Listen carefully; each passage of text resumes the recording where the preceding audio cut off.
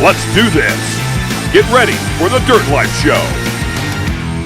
Yeah. Welcome, everybody, to this fabulous episode number 99 of the Dirt Life Show. We are so stoked to have you guys joining us on this Monday night. Like I said, episode 99, we have the guys from DP4 Offroad Racing Series tonight. We have both Tommy and Ryan. Tommy Russell and Ryan Sanders from DP4. Both these guys have been doing a fantastic job creating this DP4 series. Lots of side-by-side racing. I know a lot of you guys have joined their series. So welcome, boys. How are you guys? Cheers. Great. So happy to be here. It's exciting. It's fun to get in front of the world here. I appreciate you guys coming in. One thing that I wanted to say was if you guys run your racing organization anything like the way that our communication was with the show, it's got to be fantastic because you guys were prepared more than 99% of our guests, man. It was awesome. I think I threw it together Sunday night about 9 o'clock and got it all going here. Yeah, no, we're stoked to be a part and happy that you want to share us with the world. It's a cool platform here, and you and I talked earlier. You got some pretty awesome racing history behind yourself, so yeah, well, we're stoked to be here with you. I appreciate that, man. I really think it's cool what you guys are doing, and we'll get into it a little bit more, but let's kind of go through some of the beginning stuff of the show. We got a bunch of stuff that's going to happen today. I'm Georgie Hamill, your host of the Dirt Life Show, so thank you guys very much for joining us. We are at IMG Motorsports today. We got a lot of stuff in the background, so you might not be able to see any of these side-by-sides, but thank you very much to James and his whole crew for letting us have the show at his shop. Even though Tommy's yelled at him, right? We heard that, or not James, but one of the shop mates over here. Was it James? Yeah. It was James. I'm known as the guy in the T-Rex. Yeah. The red T-Rex. You yell a lot. Yeah. So, do you remember what he got yelled at for? Was he speeding through a pit lane or something? Pit speed. Had to be. Yeah, it's always speed. So speed kills.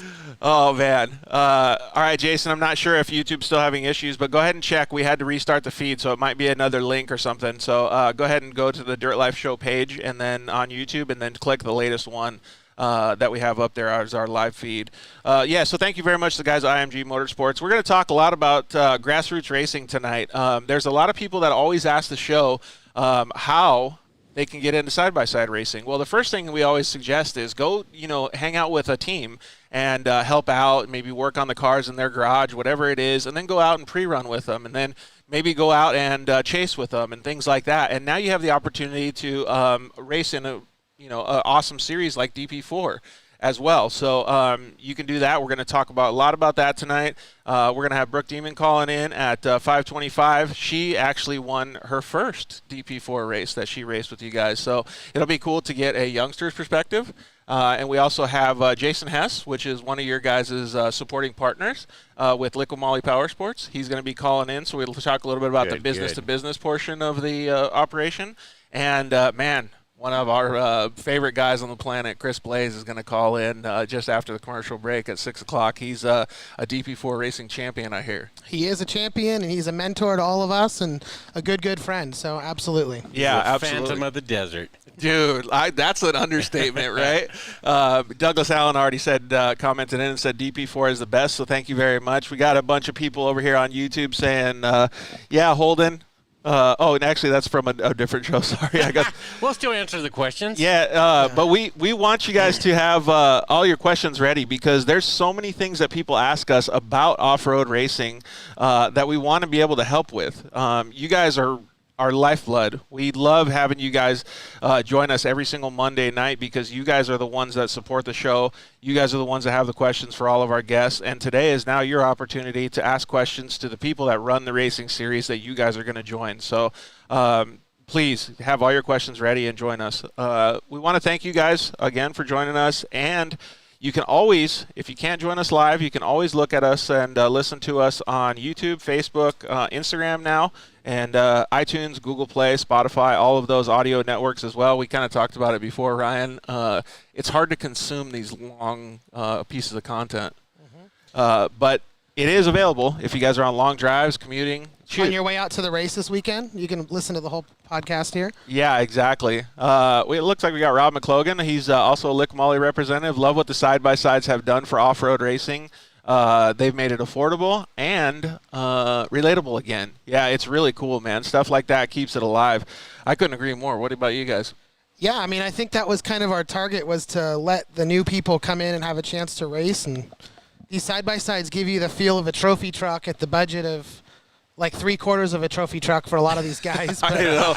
but yeah, they're pretty cool machines, and we're just trying to give that platform where they've got the chance to come out and try them, right, Tommy? Yeah, we definitely wanted to set it up for a family atmosphere, and I think we hit the mark with our marketing and the people that came into this, and they're learning a lot of information from us. And then the great thing is they're learning a lot of information from the other racers who came in. Yeah. Especially like Chris Blaze who came in. John Conley came in and so forth like that. A lot of veteran people, and they're willing to help and teach anybody else who doesn't know anything. I mean, we've had father and son teams, dad and brothers, and so forth like that, and husband and wife, and it's really a good family atmosphere, and that's what we wanted. We wanted the low stress situation. That's literally what racing is all about. That's 90% of the reason why we actually started the Dirt Life show, is because we all live in the dirt like that. We love it so much, Before we get into our full conversations, I just want to just thank all you guys again, man. I can't say it enough how much we appreciate you guys. You guys can go to sponsor deals on the dirtlifeshow.com. We have a whole bunch of cool stuff over there that you guys can save a whole bunch of money with our partners, as well as even trying to get your own sponsors if you want to go out and race a series like DP4. We have Meet the Sponsors with Alex Streiler. We have a link on there that you can click on, and it'll tell you how to get sponsored by 90% of the people that are out there that you want to get sponsored by. He has episodes every Tuesday that you guys can check out as well. That like last Tuesday, he had Brett Carpenter from Polaris on, and they laid out the whole foundation, how you can get sponsored by Polaris. It's pretty cool, man.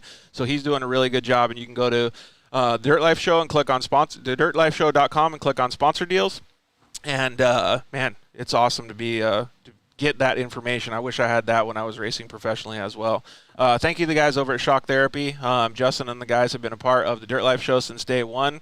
I know that there's a bunch of guys that use their suspension products that are racing the DP4 series as well. You can use the code DIRTLIFE at shocktherapyusa.com and save a whole bunch of money over there. Or just tell them that Dirt Life sent you when you give them a call and schedule for your suspension revalve and ride improvement system. Thank you to the guys at KMC Wheels for being a part of the show since day one as well. Just saw their logo go on in the background. Thank you guys at EFX Tires as well. They are going to be doing a contest for the Sand Sports Super Show coming up. And one of you guys is going to win a brand new set of paddle tires from EFX, man. Those things are bitching. So stay tuned on our social media for that, and you could win some brand new set of paddle tires before you get dune season here.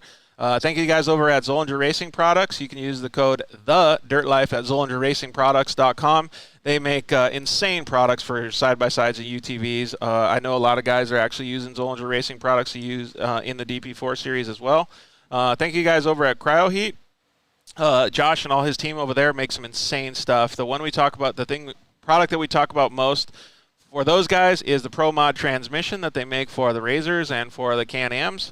Those things reduce the weight in those transmissions immensely, as well as treating all the metals and just having a fantastic product. The less rolling resistance that you have in the side-by-side, the better with those low horsepower motors. So give those guys at CryoHeat a call. And thank you guys at Solderweld for helping us out since day one as well. You can get a nice welding blanket like the one here with a little cut in it to do repairs at the track, on the trail, and you can also get an off-road repair kit. Just go to solderweld.com and use the code DIRTLIFE and save a whole bunch of money on that. Okay, well, thank you guys very much for supporting our partners, because they're the ones that support us, so we can have you guys watch the show, man. You guys have a bunch of partners that support you guys as well. One of the guys is going to call in is Jason Hess. I think we're going to have a fundraiser for you to get shoes. Oh, come on. I live at the beach. I wear sandals, all right? Are you known for being the desert guy with sandals on? Probably, yeah. You know what? I have driving shoes, which I'm wearing right now. Yeah? And I have work boots at work, and sometimes when I'm in the desert, most of the time it's driving shoes, and, you know. Does anybody get yelled at for not wearing their racing shoes when they're out on the track because this guy's not? Nah. No, I have shoes on when I'm working, I guess, for most of the time. And I feel like when Patty's around, she always calls me out for the sandal thing. But Patty Blaze is getting on you for the sandals? You got to be comfortable. I live at the beach. It's hot out. I got to keep my toes tanned. And, heck yeah. Look at this guy. Pants on today. Yeah. That's kind of a rarity. So. Hey, so we're all living in the dirt. He's all bougie over here. Yeah. Well, yeah. So we're gonna get into talking about a bunch of stuff, and like I said, see, there's Patty. She's probably already giving you crap. She says huh? he's never in pants. I put pants on because just I for want Patty. To be presentable. Yeah. Just for Patty. We already have a couple comments that have come in. Douglas Allen also said that you have a very challenging 30-mile race course. Is that just one of the races that you guys have had? No, I think he's saying that our styles, we do like 5 30-mile loops, and we're definitely not, not to knock any other series because everyone's got their own thing, but we're definitely not fire roads wide open. I mean, you're not going to get the score feel with us. It's going to be a lot tighter, twisty, just as difficult, maybe not 500 miles, but it's going to be a long day or night of racing. You're going to get your money's worth, and that's kind of our goal. Yeah, and we'll talk about this a little bit more in the show, but like there's a lot of positives to that too, especially for newbie racers, right? Because they're never too far away from wherever they're at, wherever their team is at. Yeah, so everybody's in our grasp to get to real quick. Yeah, exactly. For safety, for recovery, for any of that stuff. So it's pretty cool that you guys have that. Love me some DP4 racing, says Joey Berg. Joey Berg also said, at least they are flip-flops, not mandals. I don't even know what mandals are. What are mandals? I don't know. These are rainbows, so, Are mandals Crocs? Is that what he's trying to get at? Maybe. Probably. I don't know. I don't own a pair of Crocs. Sorry. That's awesome. Rick Smith says, DP4 is the reason I race off-road. Tommy, Ryan, and Steve do it right. Very organized, safe, and most of all, fun. Well, we're going to talk about some of that stuff as well. Here we go. Max has already given you guys shit. He wants to race his RS1 in the Pro Turo class. Yeah, he's already coming on, giving you guys dear crap. Lord Max. Rusty Demon's also chiming in, saying, I will contribute to the Ryan Shoe Fund. There we go. I'll get a new pair of rainbows. I'm about ready, yeah. Hey, Rusty, if you come out, you do have to come to California. Hey, so I have a feeling that the underlying portion of the show is just going to be Ryan Sandals. It's the underlying portion of my life is everybody ragging on me. I don't know. It's all right. Oh, that's funny. I'm thick-skinned. I'll take it. I don't know how Atinza. I don't know how to say your name, but says it's a fabulous time. Oh man, so I can't wait to have a good show with you guys tonight. This is going to be really cool to talk about all this stuff. Me as a racer in general, I had no idea when I was starting my side-by-side racing what I was going to do, how I was going to do it. At the time, Lucas Regionals were in effect, and that was a perfect launching platform for me. I think if I was going to have chosen the desert route, I would have wanted to have more options than just Best in the Desert, and you guys are providing that now. Yeah, absolutely. So it's pretty cool that that you guys do actually have that. One of the things that I wanted to talk about tonight, before we get into the series and a lot of these people's questions, but why did you guys want to create a racing series like DP4? I mean, that's no joke, dude. That's not a small task. Well, I'm going to let Tommy answer that. Before he does, I want to mention that the third member of our team isn't here, Steve Argubright. Steve brought us together and has helped finance the early days of DP4 and maybe continually finance every day of DP4. But Steve has been a big driving force in trying to put together a professional, organized, exciting, fun, family-friendly racing atmosphere. And so with him, we've kind of got an idea, and the three of us have spent a lot of time together. We're in a motorcycle club. We've raced all over the country really together, and I don't know, we just kind of had the perfect fit, right? Tommy, what do you think? Yeah, no, it just Steve, basically came up with the concept, excuse me, of, making it fun, but also at an entry level where people can actually come and learn to race. People that will help them and so forth like that, where it's not that complicated. The safety factors are there with our rollover crew and so forth, and, the helicopter and ambulance, everything is pretty well professional, And the one thing that we did, we tried to be unique, was instead of doing everything on GPS, we went from kind of our grassroots, marking the course with ribbon. Right. So we don't give out a GPS or anything like that. So you have to pay attention to the desert. We kind of see that, that's a lost skill of reading the land when you're racing. A lot of people just want to floor it. And, usually that doesn't win the race. It's the one who can read the terrain. When to floor it, when not to, when to use finesse just to get through a small section, because that small section can get you. Even though our courses are not tough, you don't have to get out, you don't need a spotter or a winch or anything like that. But it teaches people about racing, and I think that's what really drives them to come see us. I think that's a real good reason why, well, first of all, it's a good reason why Chris Blaze does so well in that series, because he's got so much experience. But it really does bring back the, I don't know what you want to call it, the grassroots or the fundamental desert racing that was started back in the day. Yeah, absolutely. Yeah, that's what we looked at, and with our buddy Steve Augerbright, it's like, who's doing anything for the entry level guy, the beginning guy, the family people who want to race, but they can't do a race every month and so forth like that. So we sat down and tailor-made everything. Doing 6 races, not 12 races. And usually it's always a family event.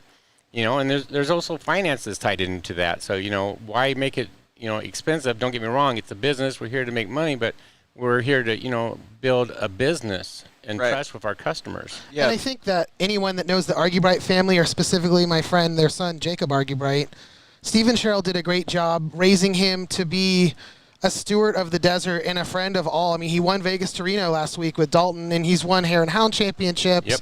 But he's the most humble kid. If I'm the very last one to finish a race, he'll stay there till the end to help me load my bike. He might make fun of me while he's doing it. But For wearing sandals? For wearing sandals and finishing last, probably. But they've raised him to be that kind of guy that's just there to help everybody, and it's evidenced in the Hare and Hound series that him and his wife Megan are running with the whole team at NHHA. And I think he wanted to kind of use the platform of side-by-sides, because there is a lot of brand new people getting into off-road that are buying side-by-sides that know nothing about it. Yeah, exactly. And I learned how to ride real trails by racing. You learn by going places you wouldn't normally go, and racing takes you those spots. You know 100%. We had a comment come in that said Ryan and Tommy are great dudes. Holden loves racing that series. Desert Squadron said, I love the fact that the course is chasing ribbon, old school style. Yeah, this is what you were talking about, right, Tommy? Yeah. I mean, we've had actually some pros come in, not to do this series, but it was actually good practice for them. They said, look, I want to start in the back. Right. Because this series, we don't allow nerfing. Right. So I have to learn, I have to practice passing people. And he goes, this is a great opportunity for that. And he goes, I would recommend it to anybody. Yeah. We've had a couple that said, I want to bring my kids here. Yeah. This is where they need to start, because, no nerfing and stuff like that. And they have to, hone their skills. And then if they want to go up into the bigger league situation, they got a good foundation. They got a basis on that, and they know what to expect. Well, and you also got to take into consideration that not everybody can race a whole Best in the Desert series. Like a lot of the guys that are in the industry, James from IMG Motorsports here, Ryan at KMC Wheels, all of those guys, they do big races. They do the Baja 500, they do the 1000, they do a lot of these Best in the Desert races. But they've also participated in your guys' races as well, because it's something that they have time to do, because they may not get time off of work, and they can still go out and do it too. Yeah, I mean, when you see people go out there and do another series, it takes a lot of logistics and funding to do one race, and then you go out there, and then 15 minutes you're out of the race for whatever the reason is. Where you come out to our event, the cost factor helps out a lot, and so forth with that. I like the term low barriers to entry, right? Yeah. It doesn't take a lot or cost a lot to get into one of our races. Right. And so you could try it out and see if you like it or not, and so forth. And if you want to use this, do the series, or you want to build up your skills to go on to other series, we're the platform for you. Yeah, it looks like we also got another guy just joined the Legacy Racing Series, is also joining us, hanging out too. Yeah, so and it's an interesting thing, because we launched at the same time as Legacy, and we both, if you're watching, I'm going to say this, I know nothing about you guys except what I've read, but we both have similar backgrounds. You guys are working with another organization. We have a lot of experience with dirt bike races, so you all know how to do races. And when you start something new from the ground up, you can pick and choose what's worked and what hasn't. Yeah. And I know Legacy is doing the same thing, and we're trying to tailor it the way that we like it. Like, for an example, we've done a lot of racing on Sundays, and Sundays are great, but Saturdays are so much better, because you can bench race all night when it's a Saturday race. If it's a Sunday, you're rushing home to get the car cleaned up and back to work the next day. So just those little weird things. So it's cool to see Legacy on here, and I'm watching everything you guys do too. I mean, we're all supporters. The term "a rising tide raises all ships," so we want to see them do well, and hope that we do well. The side-by-side market is growing so fast. I mean, still, we're just still in the infant stage. I mean, we're 12 years, 15 years into when side-by-sides were invented, but we're still in the infant stages, and it's barely growing. Scratching the surface. Oh my God, you're right, Tommy. Like, it's crazy, and for me to just see Legacy, you guys putting such a good effort forward for everybody that wants to do this stuff is phenomenal. Like, we've all had our finger on DP4 for a long time, so it's really cool to see you guys come on the show finally and us be able to talk about it. Brooke is going to call in just a little bit here, but before she calls in, we'll get to a couple of the comments that have come in. Zach Pitts actually asked something off subject. Since you are at IMG Motorsports, are they going to do any giveaways or throwing out any products or deals? The guys at IMG actually do have some stuff that they can help you with the Dirt Life code. So give them a call, talk to James, and tell them that the Dirt Life referred you over, and they can help you out, man. We're gonna get Brooke on the horn here and talk with her a little bit about winning her first DP4 race. It should be pretty cool to see what she says, man. I would imagine that she was pretty fired up about it. Check out that hat they've got on there. I like it. Yeah. Let's see there. Oh, you got the whole crew. Hi, guys. Tom and Ryan, it's good to see you. Hey, you guys too. Welcome. Thanks. How are you guys doing? Doing pretty good. We're supporting us some DP4 is what we're doing right now. Heck yeah. So we just talked about the grassroots stuff. I didn't know she was going to bring the whole family on, but talk about grassroots. That's perfect, right? I mean, I don't know that I've seen her without the whole family. That's the Yeah. whole thing about this series. Yeah. People like these guys. I don't think she's They allowed come to walk together alone and- by herself. That's not what I mean here, Tommy, but Jesus. No, but it's a total family George. thing. They're a great example of that. Absolutely. What's that, Rusty? I have a story to tell on Tommy. Yeah. Is it about flip-flops? Is it yelling? No, that's Ryan in the flip-flops, and I will contribute to the Ryan Shoe Fund. It's going to be a new pair of rainbow sandals, just so y'all know here. Nice. Oh, okay. I want to put unicorns on it. Tommy invited us 2 years ago to come down. Brooke had never raced a desert race. And Tommy brought us down, treated us like gold, the way he treats everybody. I did not know Ryan at that point. I did not know Steve at that point. And they represented themselves to us as true appreciation for the sport. And so much so that Tommy and I went and cleaned course after the race was over. Yeah. Wow. But Yeah. the story I want to tell is Tommy, when I brought Brooke down, she was running it alone. And Tommy was upset with me. And I asked Tommy, I said, Tommy, did you go 2 up on a motorcycle your first desert race? He goes, no. I said, Tommy, how is she going to learn to read the course, do the job, and bring a car back? And Tommy came to me, he talked to her, and he came to me and he says, we're going to put the chase driver right behind her, and if she has any trouble. He rolled up on lap 1. She started 19th. She came in and she was in 9th Whoa. overall.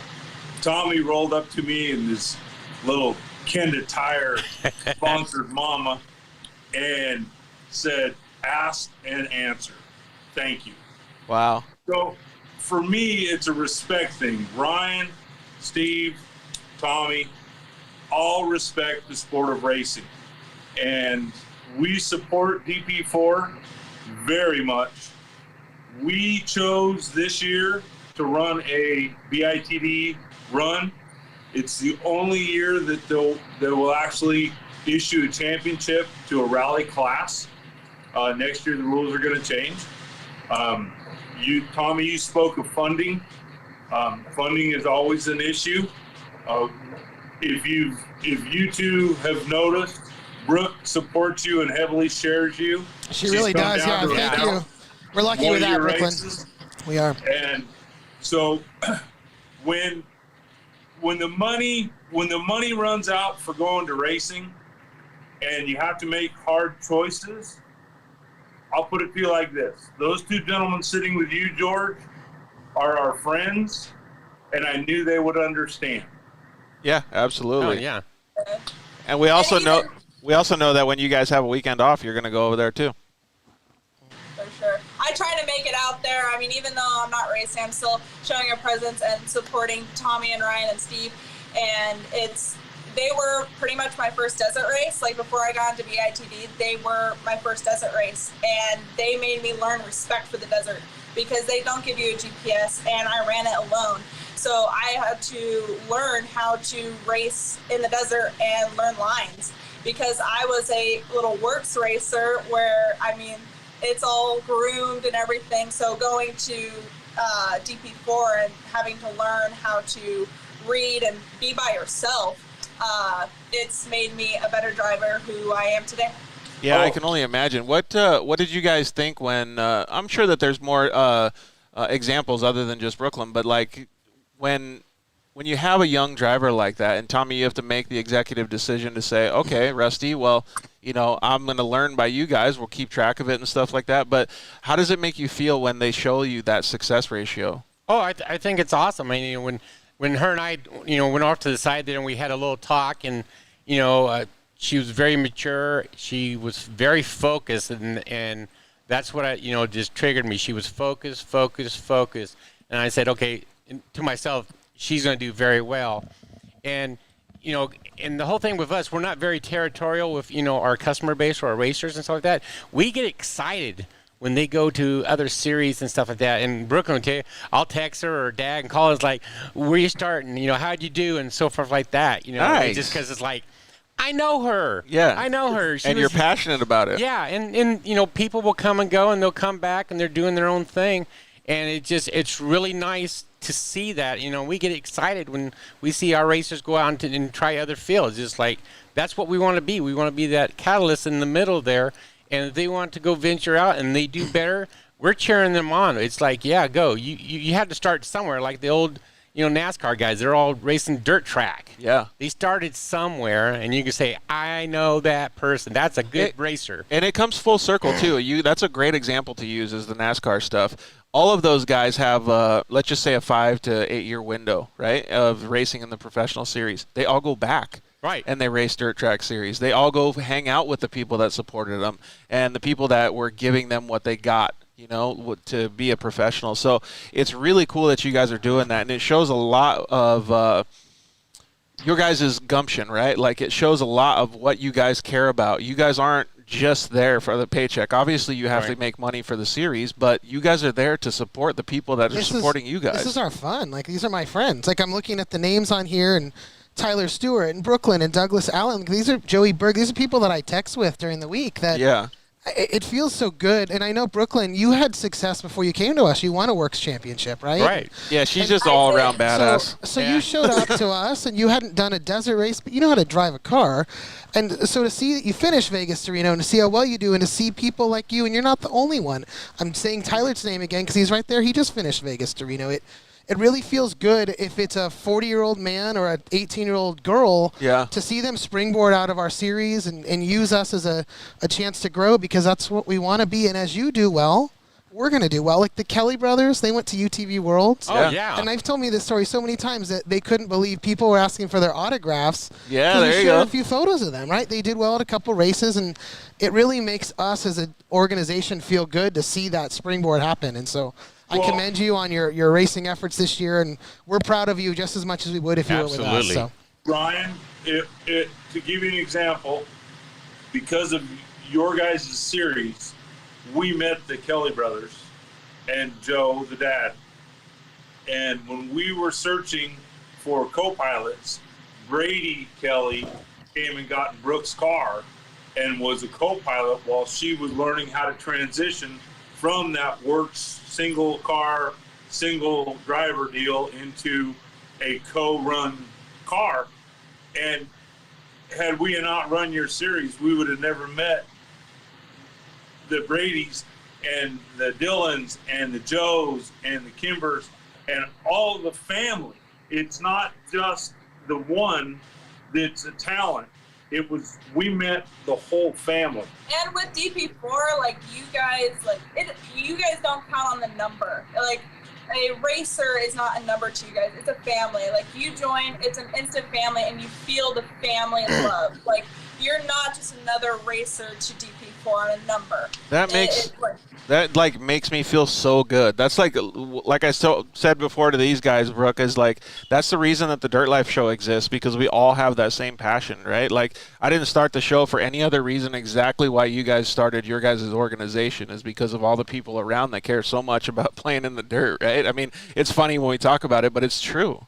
Oh, desert people are great. I love it. It just, Desert people. It sounds like the hills have eyes. Yeah, no, it is. But it's just everybody's helping each other. It's like Sean Bigme when his pit boss, Pork Chop. Oh, good old Pork Chop. I hope he's on here. While Sean was out running around in his Arctic Cat, Pork Chop was running up and down the pits with his gun, his impact gun, helping change tires on other vehicles. He didn't know who they were. Really? He was just helping out, just having a good time. And yeah. And something that I think is cool about off-road, and specifically off-road, and I'll give a couple examples why I think this.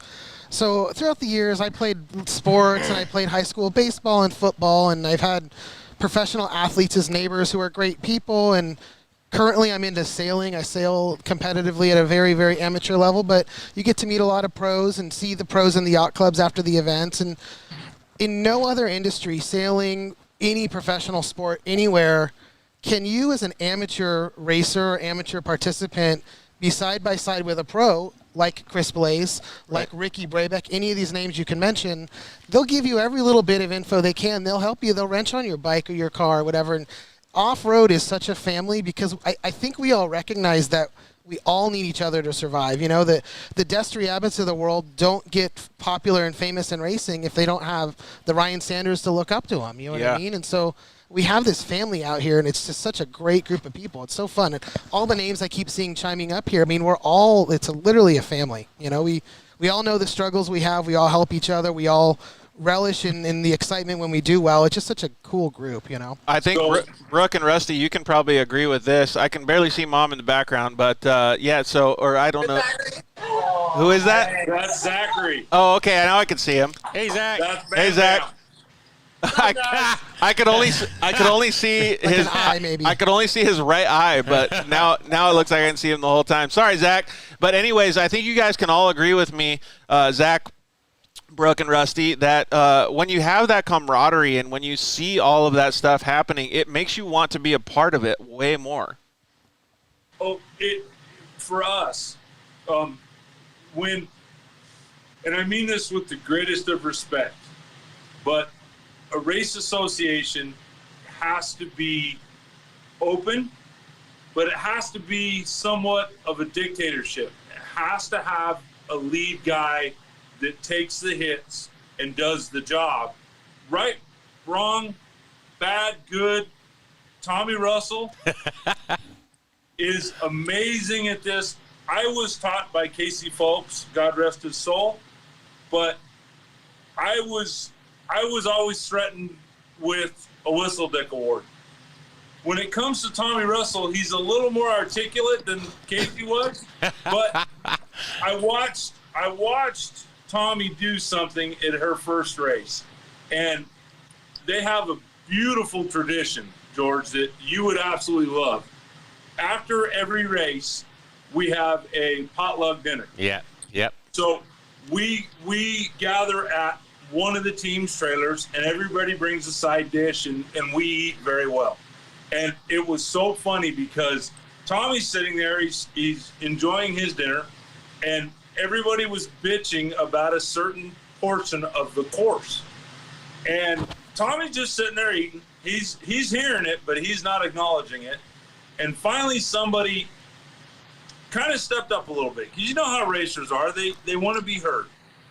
And Tommy just turned around and looked at him, and he goes, just a minute.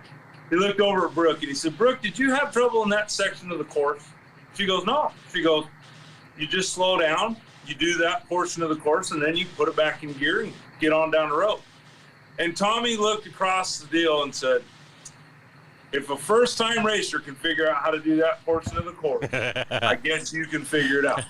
Yeah, put his ego in check, huh? Well, and for me, growing up in the sport with motorcycles, and I've raced against Tommy in the past, and it's been years when we were both a lot thinner and a lot more in shape, But more of the point is the fact that we do it for the love of doing it. And to watch her get into a car and be able to go compete with some of the best in the industry, the Ricky Bravecks, the Chris Blazes, you know, the Sarah Prices. You guys have a unique niche of racers that come to play in a world that is open, and you guys have exploited it to the right degree. Yeah. Thank you. Appreciate it. Hey, I gotta let Brooke know that her ponytail is just getting all up in Zach's face. Yeah, you like it? Yeah. It's 102 here in Vegas, and we got the swamp cooler on in the shop, so the ponytail is Nice. fine. What you guys didn't know, he just lowered my seat. Oh, Uh-oh. he just got you. Talk about helping out. Pit crew challenge right there. Hey, so we got a comment in from Rick Smith, and he kind of is talking about some similar things, but a little bit more about the safety of the racing stuff. He said the rollover crew and flaggers are important safety aspect of the DP4 series. I speak from experience. When things are going good, you don't have to think about them much. However, when things go sideways, you can't put a dollar amount on the help when you need it. And that's a really good point. And I've always had my questions about every racing series and their safety precautions. So maybe you guys, actually, let's let Brooke say it first, and then you guys can give her opinion. Then you guys can answer it. Go for it. So, like, one of my last races with DP4, like, my brain and my right foot were not connected. So I took a corner way too fast, and Like Zach back there nod his head yes. But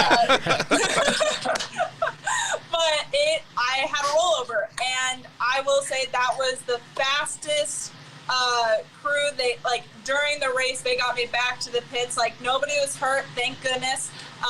But their rollover crew was amazing, and they got that broken car back, the car that's right behind us, back to the pits, and was able to fix it. So they were wow. on spot. Man, that is super cool. And anytime you need safety or you need recovery, I mean, that stuff is so important, and people overlook that a lot.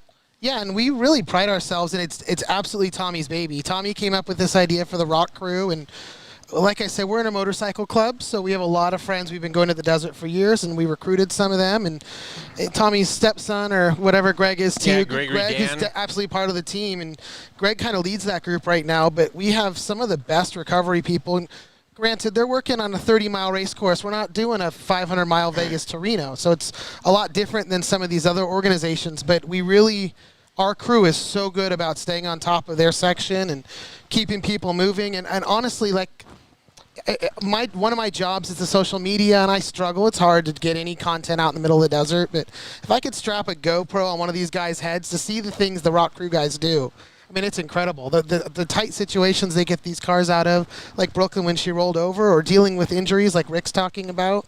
I mean, you need to be able to respond as quickly as possible and assess the need. And for probably all of us, the need is not for me to touch a patient. It's to contact our rescue crew and get them out to deal with what needs to happen, and they do a great job at that. Yeah, it's like even, I think on that same night, Stuart rolled too, didn't he?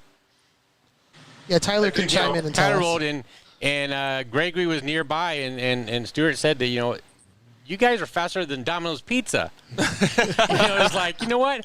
I think I'm going to try to hit up Domino's and try to see if I get a sponsorship for these guys. They all could be running around with Domino Pizza signs lit on the top of their vehicles. Hey, look at you guys, right? Eric Ludwig also commented in and said, ROC crew is awesome. They get it done and make us feel safe when we send the kids out there racing. Thank you, guys and gals. That's actually a really good compliment, man, because one of the best things is making sure that you take care of the racers. Yeah, well, this guy's talking about Xander, I think, and if Xander's 18, I'd be surprised. And it's two young kids in a car at night races in the middle of the dark at midnight, and the fact that the parents like allow the kids to come out first of all is cool, and that there is that much confidence. I mean, my tail's on the line here. If somebody gets hurt or something happens at one of these races, and to have the rock crew members out there to look after people is just such a huge clutch thing to have. For me, it's like time is everything. So, I mean, you can't have, per se, like everybody says, you want a cop on every corner. You can't do that. But with our logistics, with our radio relay, with Rob there, up there, kind of big eye in the sky, and they're working together with a team with the Rock Crew, with, you know, with Gregory and Pete and Ron and Wesley and Wiley and Joe and so forth.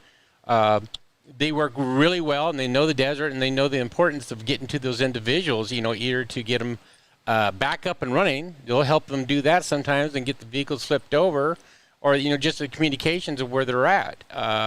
They're great people. I mean, I'm so lucky to know these guys. You know, they go out there and they put everything, and, you know, these guys are volunteers. Yeah. You know, so they're kind of basically working out of a tip jar, and you know, they get flats, they break things and stuff like that, but, you know, they will stay there till 2, 3, 4 o'clock in the morning just to make sure you get out of the desert. Yeah, that's amazing. How old were you when you first started? Because Eric said that Xander is 16 years old. When were you, what was your first race, Brooke? Do you remember? I was 16, because it was in 2019, September? Yeah, so and I'm sure there's a lot more younger kids as well, too, You know, right? and that's one of the things we struggle with. And so I'm excited to have this platform because there's so much to DP4 that the rest of you don't see or don't understand, or it's maybe not relevant. And we get people asking all the time, Ruslan, this kid's a really awesome driver, but Yep. there's a law in California. You can't be on public lands and be under 16 years old and drive a side-by-side. And so Right. as much as I'll break every law, I can't break the laws because I'm the one that's in trouble. And if something goes wrong, it's going to be a major issue. So, Well, yeah, I'm it sure shuts it there's- down for everybody. There's so many young kids that are getting the chance to drive the car where they can safely with their parents now that are like Brooklyn is here. When you turn 16, these guys are going to be a force to reckon with. So, Yeah. Right. So, I mean, I'd love to have a youth series. I'd love to try to get some younger kids. It's just hard right now, unfortunately. And Yeah. I roll my eyes because I'm frustrated in that. There's not a great option yet for side-by-side racing. Yeah, and for the younger it's not guys. because of your decision either. Like, it's a No. lot of California law, BLM, it's all kinds of different stuff. But George, I want to speak to Ryan and his integrity. Nice. We came down, we ran a race, and we had a major malfunction before we ever even started the race. And we had already entered, we had paid, and so when the next race came along, we showed up. I went in to do my registration like we do at every race, and Ryan looked at me and he goes, "You're already covered." And I says, "What do you mean?" And he said, "You paid us for the last race and never took the start, so we rolled that over." wow, that's Yeah, cool. no, we do Yeah. that. We do that for Yeah. everybody because it's what you got to do. You guys are you're my peeps. I got to take care of you, right? Right.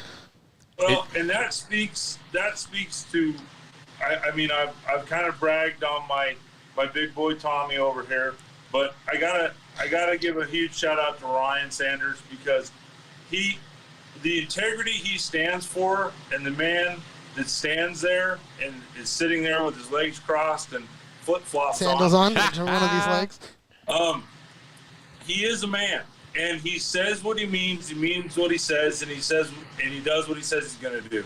And when you can bring three people together, Tommy, Ryan, and Steve together, and you have three individuals that stand up for what they say, it makes it pretty damn easy to want to go race with them. You know, it really does. And we look forward to looking at the 2022 season and bringing Phoenix, or the Phoenix 2.0 back to DP4. We are currently chasing a championship in another race series, and we have devoted everything we are to it. That being said, that doesn't mean that we don't support our DP4 friends, and the Tyler Stewarts and the Taylor Davises and the Jason Hesses and the Rick Smiths and all those gentlemen and ladies make that series what it is, and we text and communicate weekly. So That's awesome, hats off to you guys. Thank Yeah, you. yeah. I appreciate really you guys appreciate so it. much. Yeah. Hey, Brooke, I want to congratulate you on winning at the DP4 series as well. So now how many series have you won in? Let's see. I won in Works and DP4. And you podiumed in BITD. And I podiumed in BITD. Look at you, man, in such a young career. So good job for you. Hey, we got to let you guys go, but I want to congratulate you on that and hope and wish you all best of luck in all the future endeavors too. Hope to see you at a DP4 race soon. Yeah, thank you for all the kind words, guys. Appreciate you. Yeah, congrats on all your success, Brooke. Thanks. Thank you. See you guys. That's super cool that you have such a good That's awesome. support mechanism, right? Like, Yeah. and especially hearing it, because I know that you guys go home. I mean, you have fun at the races, you get to hear all the positive stuff, but you're working, right? And then so to be able to get some of these people to tell you how you feel and how they feel, and just give you so much good feedback, right, from a whole family perspective after the fact is so cool. It's funny because I'm trying to like think time-wise here. Probably 15 years ago, when we were in the Hunters Motorcycle Club, we'd host a race once a year. And what you'd do is you'd go home and you'd rush to the computer, get on the message board to see what people were saying about the race. Right. Or Cycle News. Yeah, or Cycle News, which I was writing the articles for, so I got to talk good about us back then. But we'd see what like the peers were saying about the races because we didn't have social media. We didn't have Facebook or Instagram or this kind of thing. So now you have such instant gratitude or instant gratification or frustration, right?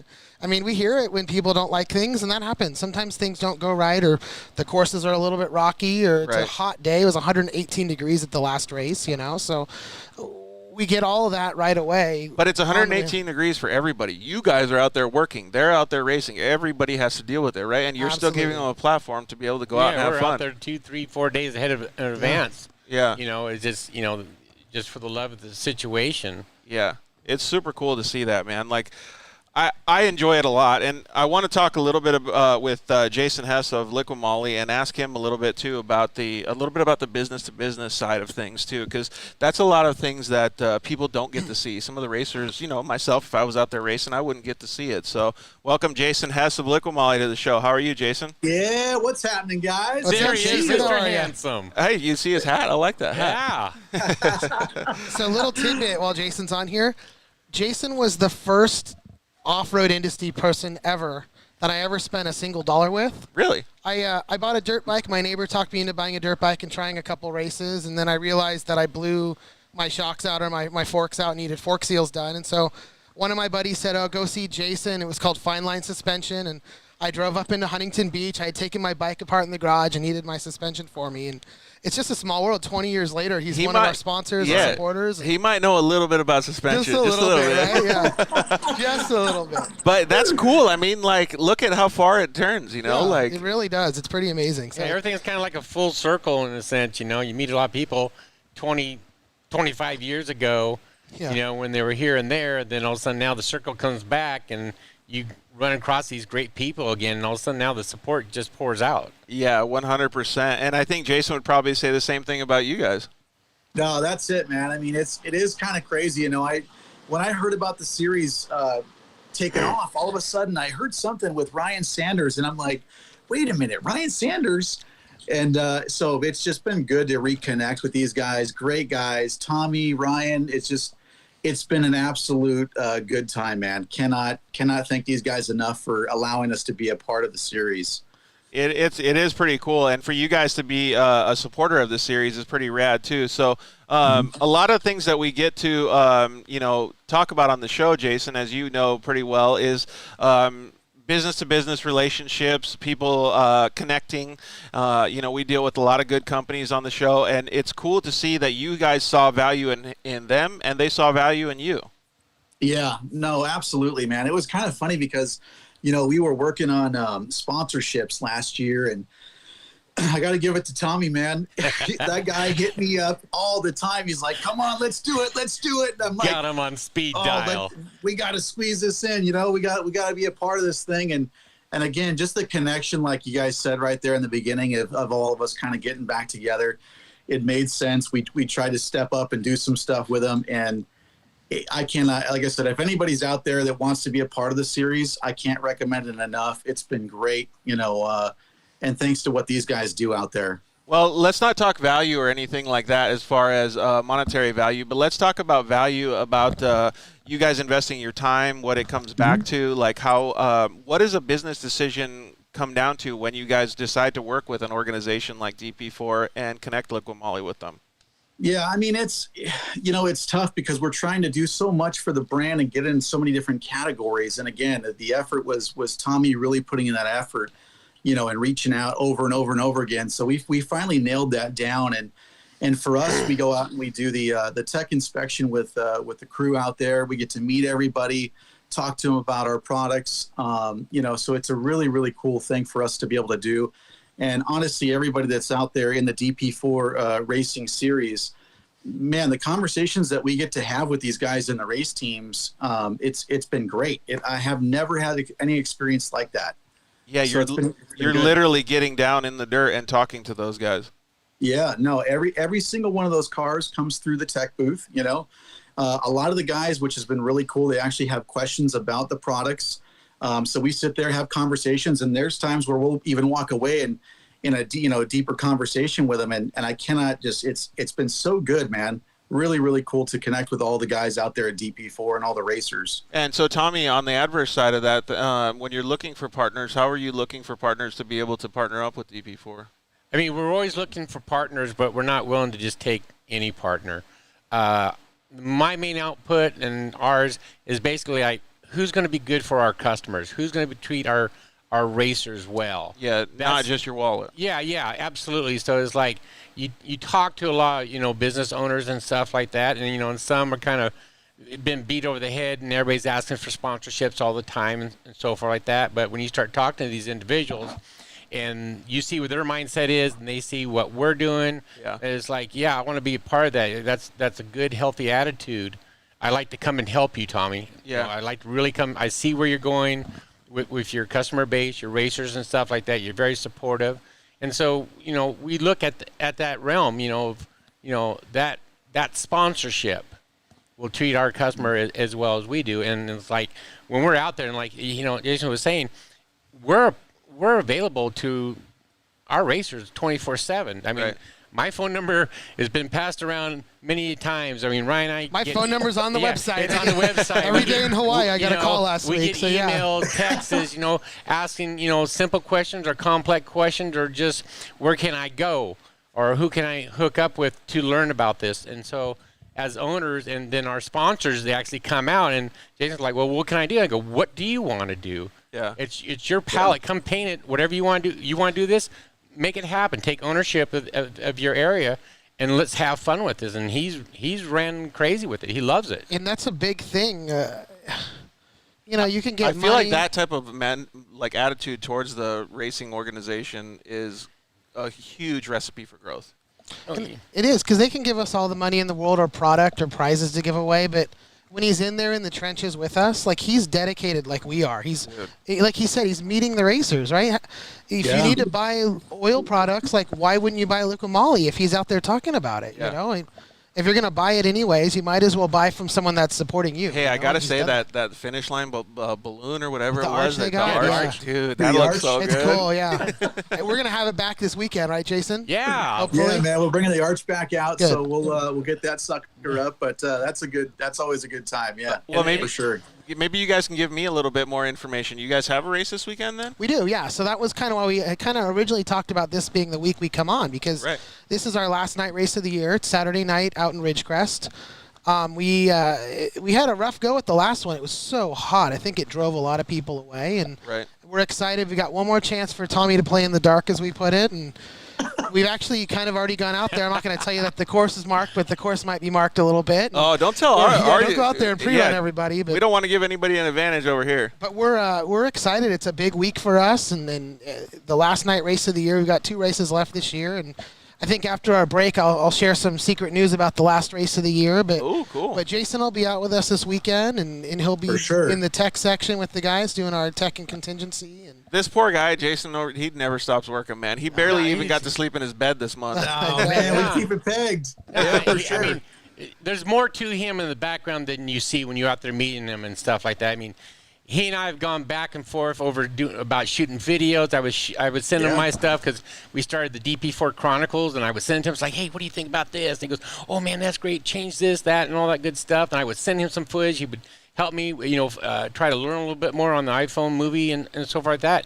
And so he gave me a lot of guidance because he has a lot of love, and he has that good eye Yep. He's out there flying the drone or his camera. He knows what to look for, and so I kind of follow his lead. He's a perfectionist. He may not know that, and his head's getting all big and stuff like that. But no, His hat doesn't even fit anymore, his dude. hat's gonna pop off. I gotta change the clip on my hat real quick. Yeah, right? But no, this is the type of sponsor you want that enjoys being involved. With all our sponsors who do get involved, and we always encourage our other sponsors, get involved, come out and meet these people.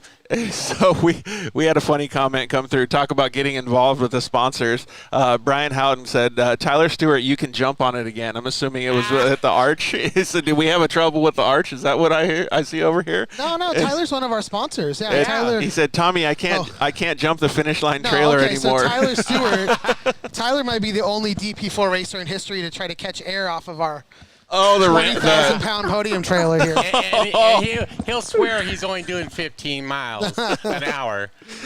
But you know what? Those type of people you love because they're involved in the sport. He jumped in with Tourist Supply and his wife and him bringing the whole Nevada team over, and then all of a sudden now this big rival between Nevada and the Desert Vets, which we'll talk about in a few minutes. I know a bunch of them are watching. That's really big. Yeah, that's super cool. Well, yeah. I'm glad that you guys are a part of the organization, Jason. How have you seen like the racing portion of it? Because you love racing as well, and you've done it a few times. Like, how do you like the racing that they put on? It is really cool. Everything that you guys were talking about earlier, the ribbon. I mean, back in the bike days, that's where I come from too. Is the two-wheel side of things. So having the ribbon out there, I've got a chance to go around the courses to check them out myself and see what it's like. It's fun, man. I mean, it is some fun 2-track ripping trails that these guys cut. Tommy goes out there and, cranks it out and gets a really killer course going on. So again, if you guys haven't done it or you want to come check it out, it's great. It's absolutely perfect, man. It's a passion of love. I mean, Steve, our other partner is not here, Steve Ogbright, he's out there doing his magic on one section of the course. I'm trying to do my best on the other side of the course and stuff like that. And so a lot of times I always hear, damn it, Tommy. It's like, I know this is Tommy's section. Damn it, Tommy. He used to get those all the time. But, we really like putting on a fun course. It's just. We all used to be, Ryan, Steve, and I were all desert racers, motorcycles. I mean, history.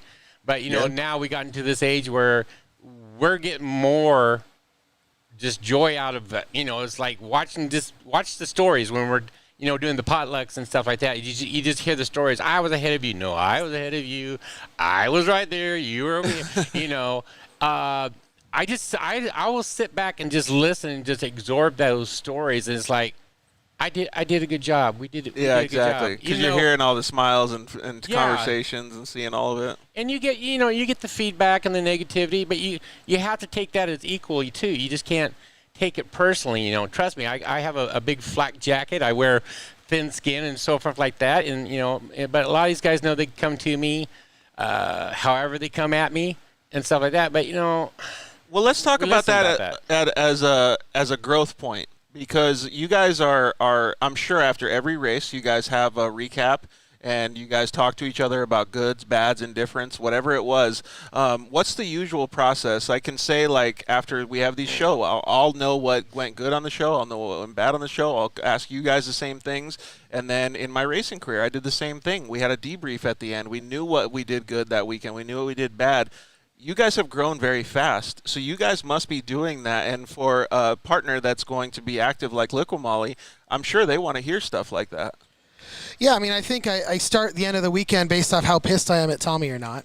No. True. No, we butt heads. We always butt heads because you have to listen to both sides of the opinion on something and decide what's best for the series, right? Right. Like I said, that's a form of growth, though. Yeah, absolutely. And we did grow really rapidly. We had a lot of factors that contributed to that. Some of it being events being canceled. Some of it being our ability to navigate a COVID environment. Yeah.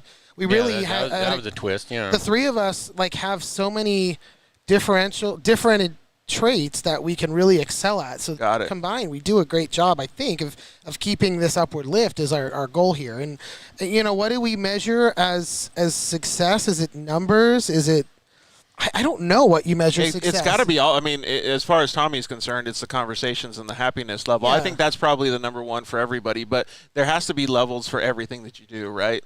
Yeah, I mean, and I guess the easy number to look at is how many people showed up, right? The numbers. But it's also how much reach are you growing here? What kind of people are you bringing in? And not just, did another guy come out from Ridgecrest because the race is in Ridgecrest, but how many people came from Montana or New Mexico? Where are they coming from? Where are they hearing about us? And it's people like Liqui Moly or companies like Liqui Moly or yourself that are helping to spread that word. And well, what was some of the early numbers that you guys are, because now you guys are growing. I mean, the car counts are huge. yeah, so the very first race, we had 5 people, 5 cars.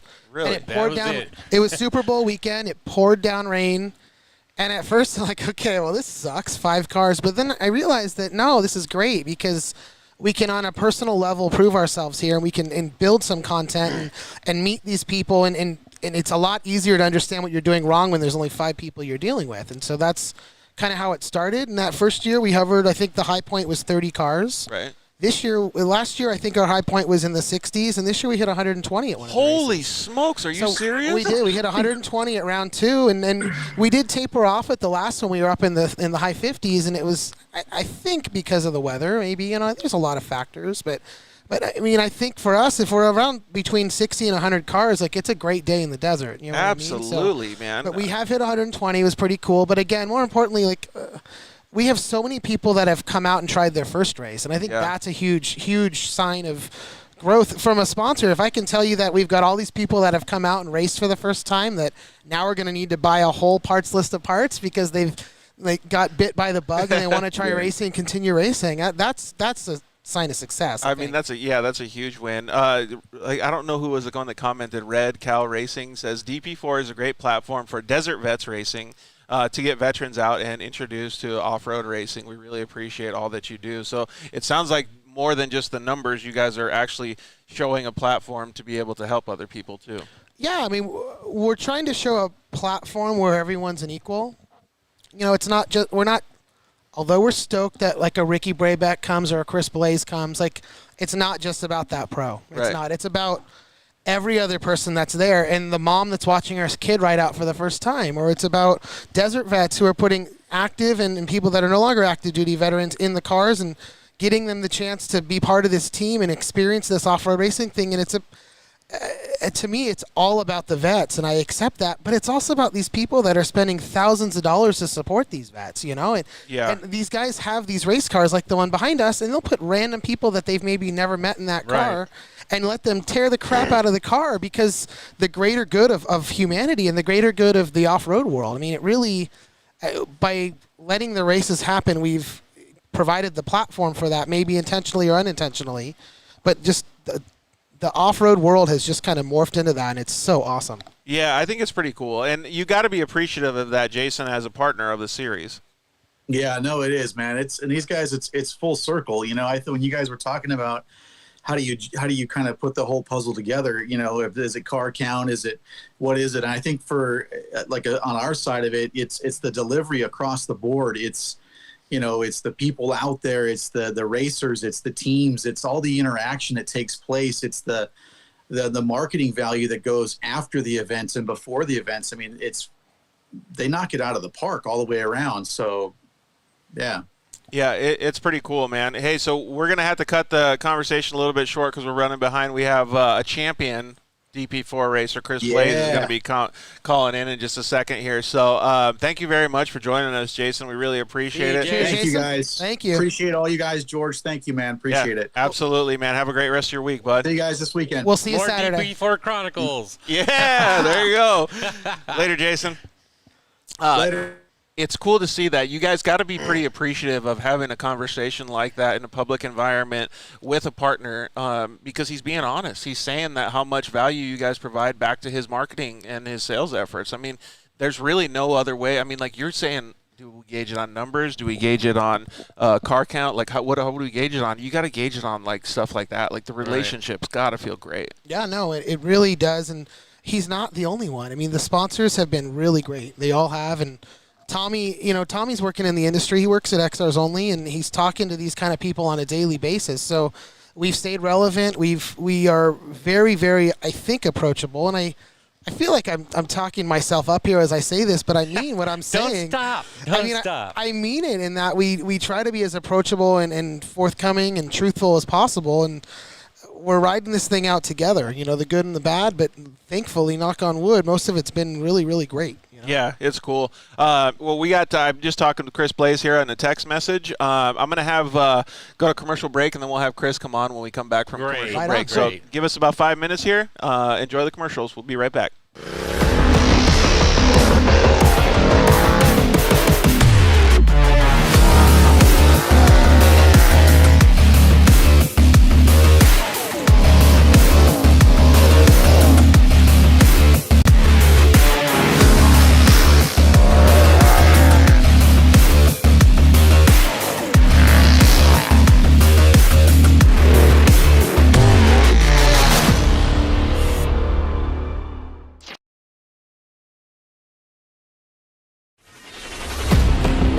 Test these tires out?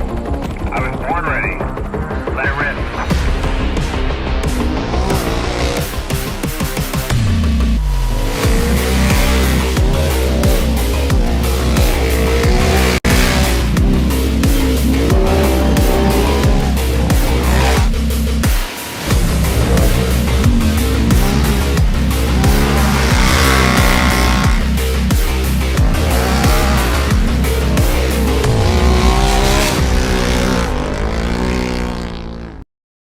Shock Therapy, the premier UTV suspension tuning company. We test daily with the leading manufacturers in the industry to perfect our shock tunes and race-proven components for all UTVs. Whether it's high-speed racing or slower trails, we have a suspension tune that is perfect for your driving style.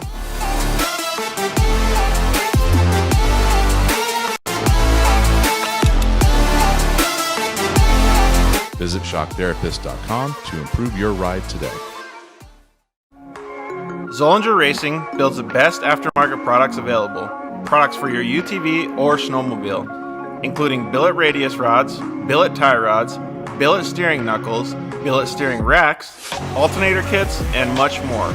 All manufactured in the United States in-house at their headquarters in Nibley, Utah.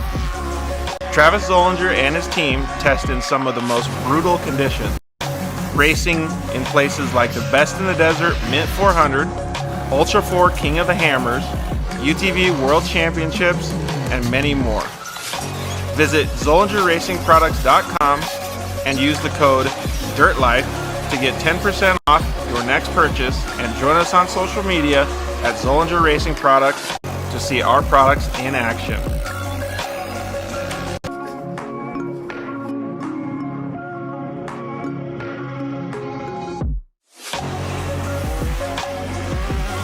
Zollinger Racing, the best products, period.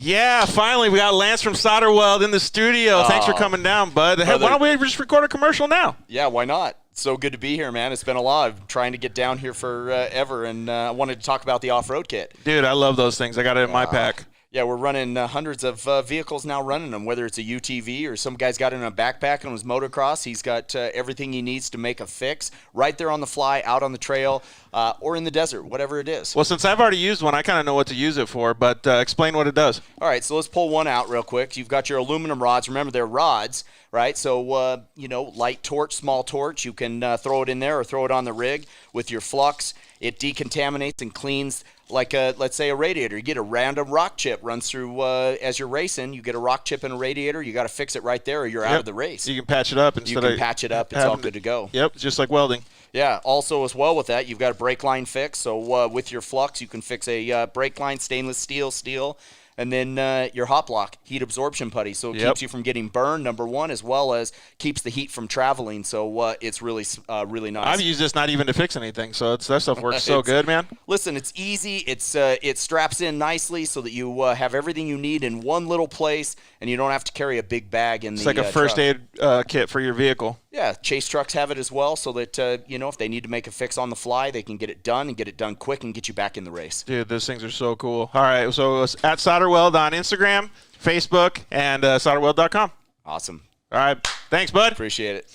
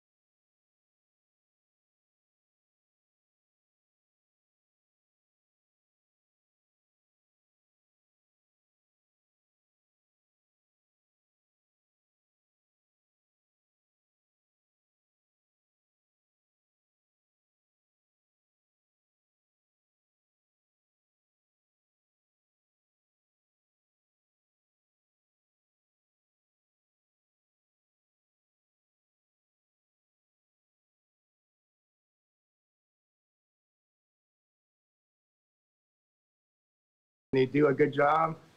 They put on a good 4-hour, 5-hour event. I mean, it's a good test for the vehicle. I love being out there. I mean, great seat time and, low entry fees. Well, so Chris, you say it like that, and when you talk about seat time, let's look at it from a non-professional racing standpoint. Like, you're already at the highest level of racing, and you use it as seat time as a driving platform to get more out there, get some practice time in, race against some other racers, mark the course, kind of get your feel, and basically kind of get your muscle memory going, right?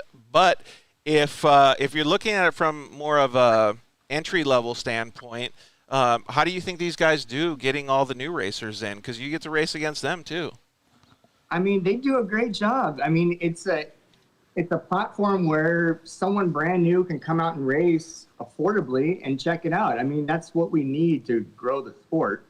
I mean, these bigger events that we do, it's a huge undertaking. It's not just a fun weekend out in the desert. I mean, it's a huge undertaking. You got to have a ton more stuff under the car and support and people. But I mean, DP4, they put together an awesome grassroots series, and that's enhancing the whole sport. When you have drivers like this, Ryan, come out to the races, I mean, how much do you use their feedback and their understanding of what's going on? Like, it's got to be invaluable. So much. I mean, Chris is a little bit different. I go a long ways back with Chris and Patty, and we work together with the National Hare and Hound Association. I've been to Baja with him on a KTM, I think. Do they still make fun of you for wearing sandals all the time? Sandy, what's your name? Patty? Patty makes fun of me for wearing sandals a lot. Yeah. You got Sandy. 2 for 1 price down there. And I think I'm always cold. He's always hot. I think my sandal days go back to when we rescued Patty. She was floating down a river in El Centro. And Whoa! I had to crawl out there into the mud in the middle of the night because she couldn't get picked up until after dark. And Oh, great. Water ever rescue. since then, I've had sandals on. So, No, but That was the craziest Hare and Hound ever. as far as their input, I mean, we do. I really, really, really do value it. I value everybody's input. I do. But I can lean on someone like Chris or like Braybeck or even Jacob Argubright and see what the other series are doing and how they're accomplishing the goals that we're trying to accomplish, And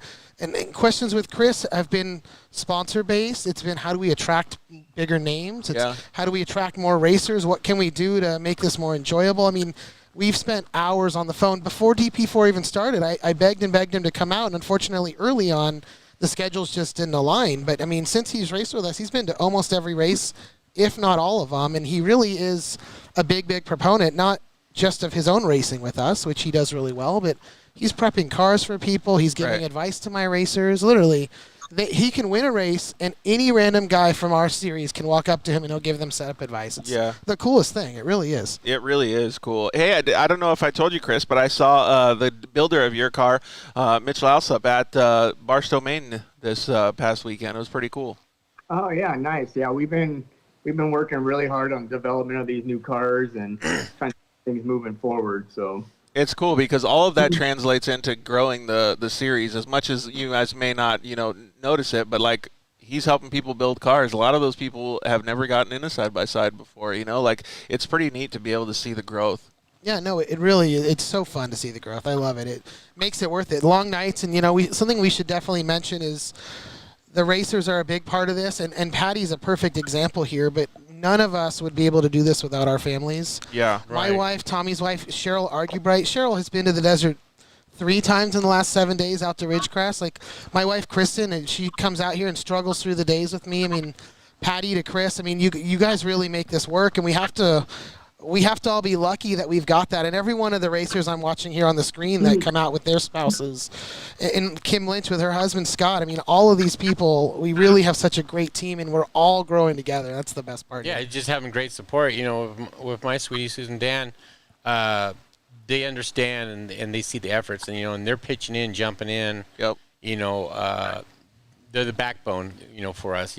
They know we're going through a lot and so forth like that. Yeah, so absolutely. With our loved ones, it's great to have that support, positive, negative, sometimes, I could be right, I could be wrong. I'm probably more wrong than I've always been told. Probably. Yeah, but, you listen to those inner voices, and, jumping back on Chris, back before we started, I would lean on some of these pros, like I know Chris, I gave him the rule book. I go, tear it apart.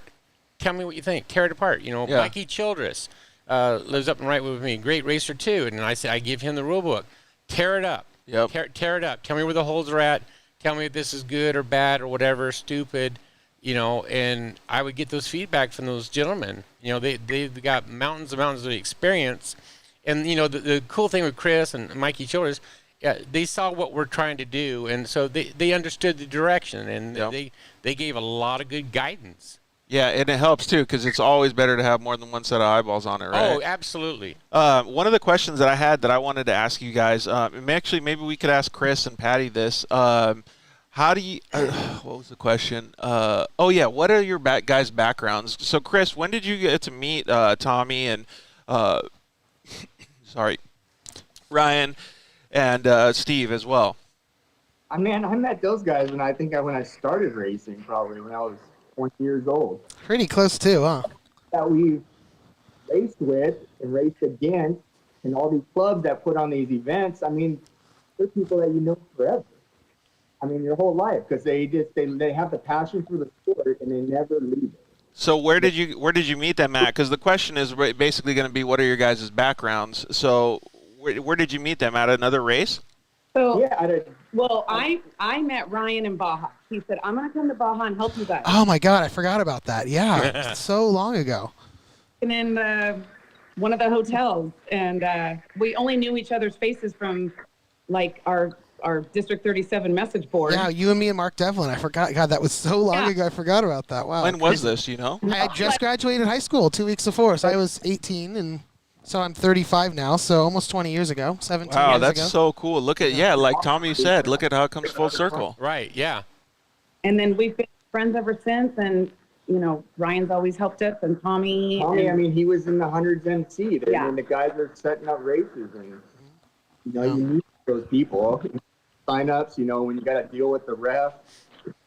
Yeah. It's cool. And we were racing district every weekend for years and years and years. So we know. Is that what Kimberly Lynch over here says, D37? Is that what Patty's talking about as well? Yeah, when you had Chris on a few weeks back, he was telling that story about he worked in the Honda shop. And the guys let him come out with a bike one time. Those are local District 37 events. Dude, every weekend. how cool are these stories, man? You guys just I love hearing this stuff. Oh, yeah. We, like Ryan was saying earlier, we are one huge family, dysfunctional or not. Very dysfunctional. I mean, but these are lifelong friends. You meet and you instantly have a connection because of the desert. Hey. I mean, we're all out there risking our lives, and we all support each other. We race against each other, with each other. help each other. It's just a huge family. I love that Patty's getting all sentimental, but did anybody notice the buck in the background? Look at that buck back there behind Chris. What is it? Sitting The up deer. Or the buck, whatever that is, there. with Some horns kind of on trophy. it. Where's that trophy from? Horns or something on it. More rally trophy. Oh, very Oh, okay, cool. yeah, I Wow. see Oh yeah, look, it's got horns or something. What is that? Like, Yeah, that thing's crazy. It's like a native dude, and it's homemade. It's like a 20-pound block of wood. It's amazing. Dude, that thing's crazy. Yeah. Cool. Hey, It's so has some cool stuff. Yeah. we were going to talk about some of that stuff with you guys, weren't we? Yeah, we have kind of changed the way we do trophies this year. Yeah. Yeah, for a couple years we bought from MX Trophies. They do a great job, and it was kind of the same old every time. And again, I mention the name a lot because he's my really good friend. But the Argue Brights, Jacob, probably like you, Chris, has 1 million trophies on the wall. And what we kind of decided this year was like, you know, we're going to spend money on trophies. Let's do something that's cool. You know, we've done really awesome trophies this year, from glass pieces to regular looking trophies to really badass coolers, which there's one of them right here next to me that we did.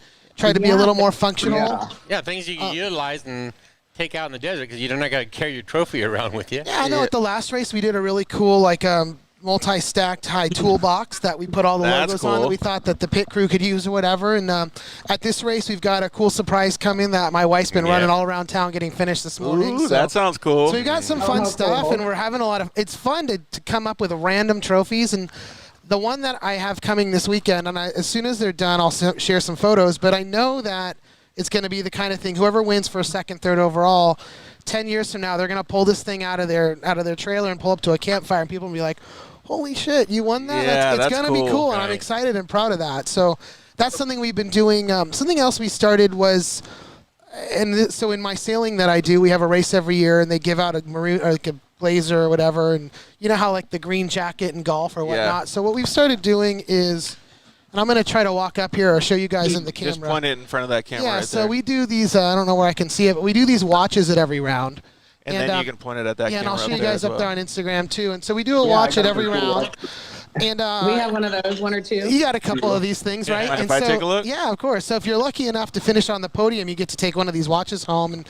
And George, I'll show you. Wow, this vary. is also branded with your sponsors, dude. Way to go, co-branding, Yeah, so they're man. different at every race, right? So this Ooh, I'm one's feeling round- the black one, dude. Yeah, they're all a little bit Dude, different. So hey, hopefully someone will have a I don't know if you set guys handle. can see the smile on my face, but I kind of feel like I'm at a jewelry store. Like I'm looking Right? at these watches, like checking out something really Right, expensive. exactly. So we've been doing those kind of things. Yeah. Yeah, and There you go. And that was something that, Steve Augerbright came up. He comes up with some cool ideas, and he also looks at it's like, what are the other race series not doing, and to make us different, to make it fun and so forth. I'm not saying the other series are not fun. It's just trying to separate ourselves. We're not trying to copy anybody else by any means. We're just trying to do something different and show our appreciation on that. And Steve comes out with some real cool ideas. It's like, I didn't think about that. How do you come up with that idea? And it's Creative like, guy over there. Yeah, he is. He's over in the corner making some little mystery up, and then shows you, and it's like, voila. I don't know who where the comment went because their comments are going kind of fast, but somebody asked if you guys were going to race in different locations. Yeah, I think ultimately we'd like to try to pull off a couple different spots, and Tommy's been really putting some effort into trying to find some new locations. And, something I do, like I said, I'm excited to share our experiences with everybody on this platform, but something that we do very well is we know how to host race on BLM lands. Right. We know what the BLM people like, we know what the state likes, and we know how to put the program together to make that work. And Chris and Patty will both agree here when I say this. It's not easy to make those people happy. No, it's not. And you know what? They are all really great. They're fantastic, but they have so many limitations. And they do, and that's the best way to put it. It's not about making them happy. It's about playing by the rules of somebody who maybe has never been to the desert that has decided this is how things go at the way high up level. Yep. And then the local branches that have to deal with that and manipulate it to work. And so we've done really well in BLM land. And we're hoping that maybe next year we can try to find at least one more somewhere different. No promises yet because it's not easy, but we're trying to see what our options are to expand out a bit. Yeah, because we're always searching around. I mean, Carrie over in Ridgecrest, she's great. She helps us find a bunch of information. We're trying to bring races out towards the Ridgecrest area into the city. constantly in contact with her. You got to find those people who know the people. Right. The one who has their finger on the pulse of their town, of their community. Ridgecrest is a huge, racing community. I mean, we got a lot of people there. One of my good friends, Rob Barban's out there. Just, trying to pump that through. And we want to make California, more friendly with racing. We're talking with, other places, trying, from Tehachapi to Bakersfield to, Ridgecrest to Vegas. I mean, I'm the kind of guy who goes, my job is to go chase these unicorns and see if they exist. Yep. And keep calling and calling and calling like Right. Jason until they answer and say, okay, right? Right, Tommy will pound them to death trying to make something happen. He's good at that. He really is good at making things like that happen. Just trying to sell that point, and it's just like, look, we're trying to bring something to your community, we're trying to bring business to you, and so forth, and we're trying to grow our series. So if we go hit that lucky strike in a certain area of Ridgecrest or wherever it could be, it could be another big event, for that town. It could go from an annual to biannual or 3, 4, 5, 6 race series and stuff like that. And if they want to jump in with a partnership, that's awesome. That's and like great. you said, it helps the town as well. Patty and Chris, one of the questions that I always have at the races is, like, I always come back from the races and I want to understand, like, how happy I was and know the memories that I had. Do you guys each have your own individual memories of the times that you were at DP4 with these guys? Oh, yeah, definitely. Tommy. Probably the last round. The last round, yeah. I didn't know that my brother-in-law, who had been drinking, was setting a fire on pit road. Oh, crap. Remember, only you can prevent forest fires. But he said it was right after they announced final lap, so he thought it was okay.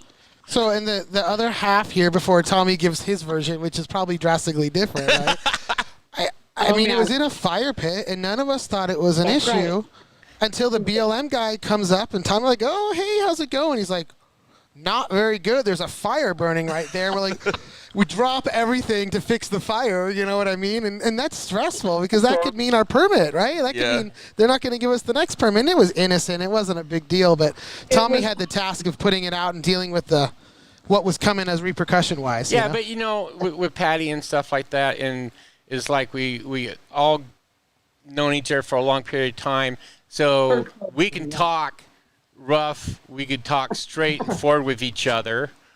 Sometimes we could turn into bullhorns, but at the end of the day, we still care for each other, and that's the whole thing with the desert people. You can do that. I mean, some people have gotten better how they are, but but then again, I have to listen and so forth, and sometimes you butt heads, then you back off, you have to think about things, and it's like, that person had a point. And so forth, and we'll talk later. I know I always, call Chris or Patty or whatever, or any other people that I've ran across and so forth that they come talk to me, and I'll do my best, and sometimes I don't agree, or but later on we talk, and that's the whole thing about desert people. It's just you'll come back to full circle. Yeah, and one of the things that I'm understanding, like just having all these conversations, not with just Chris and Patty, but everybody that we've talked to so far, is that you guys are, I think you said it before, you have your finger on the pulse, right? You're understanding how you can grow. You're not just closed-minded. It's not just my way. Like, you didn't run up to her and say, put out that fire, don't come back to the next race. Right. You came and said, why did you do this? Like, let's figure this out together. It's like with Patty and stuff like that. You ever watch a baseball game and the ump makes a call, and then the coach comes out and he's kicking dirt up on your shoes and stuff like that. That happens. man. Right. That happens. The thing is, like, that was like the worst race I've ever had. I mean, everything that could have went wrong, racing went wrong, and then I hear this story at the end. I'm like, oh my god, Well, what is happening? Freaking Nick. he doesn't even know what's happening. And I'm like, oh my And God. I'm thinking, it's like, my brother is such a dumbass. Oh, we love Like, Nick, what though. was he thinking? Like, Well, come I on, told bro. Nick, I said, next time, can you at least take off the Blaze team shirt? There you go. When you go start the fire. Hey, Patty, I mean- if you're going to rob a bank, don't use your own car. I think the thing was, the catalyst was when the BLM pointed, Nick's over there with a gas can flipping it up in the air, laughing Oh, around. great. No, I'm just kidding. He wasn't doing that. No.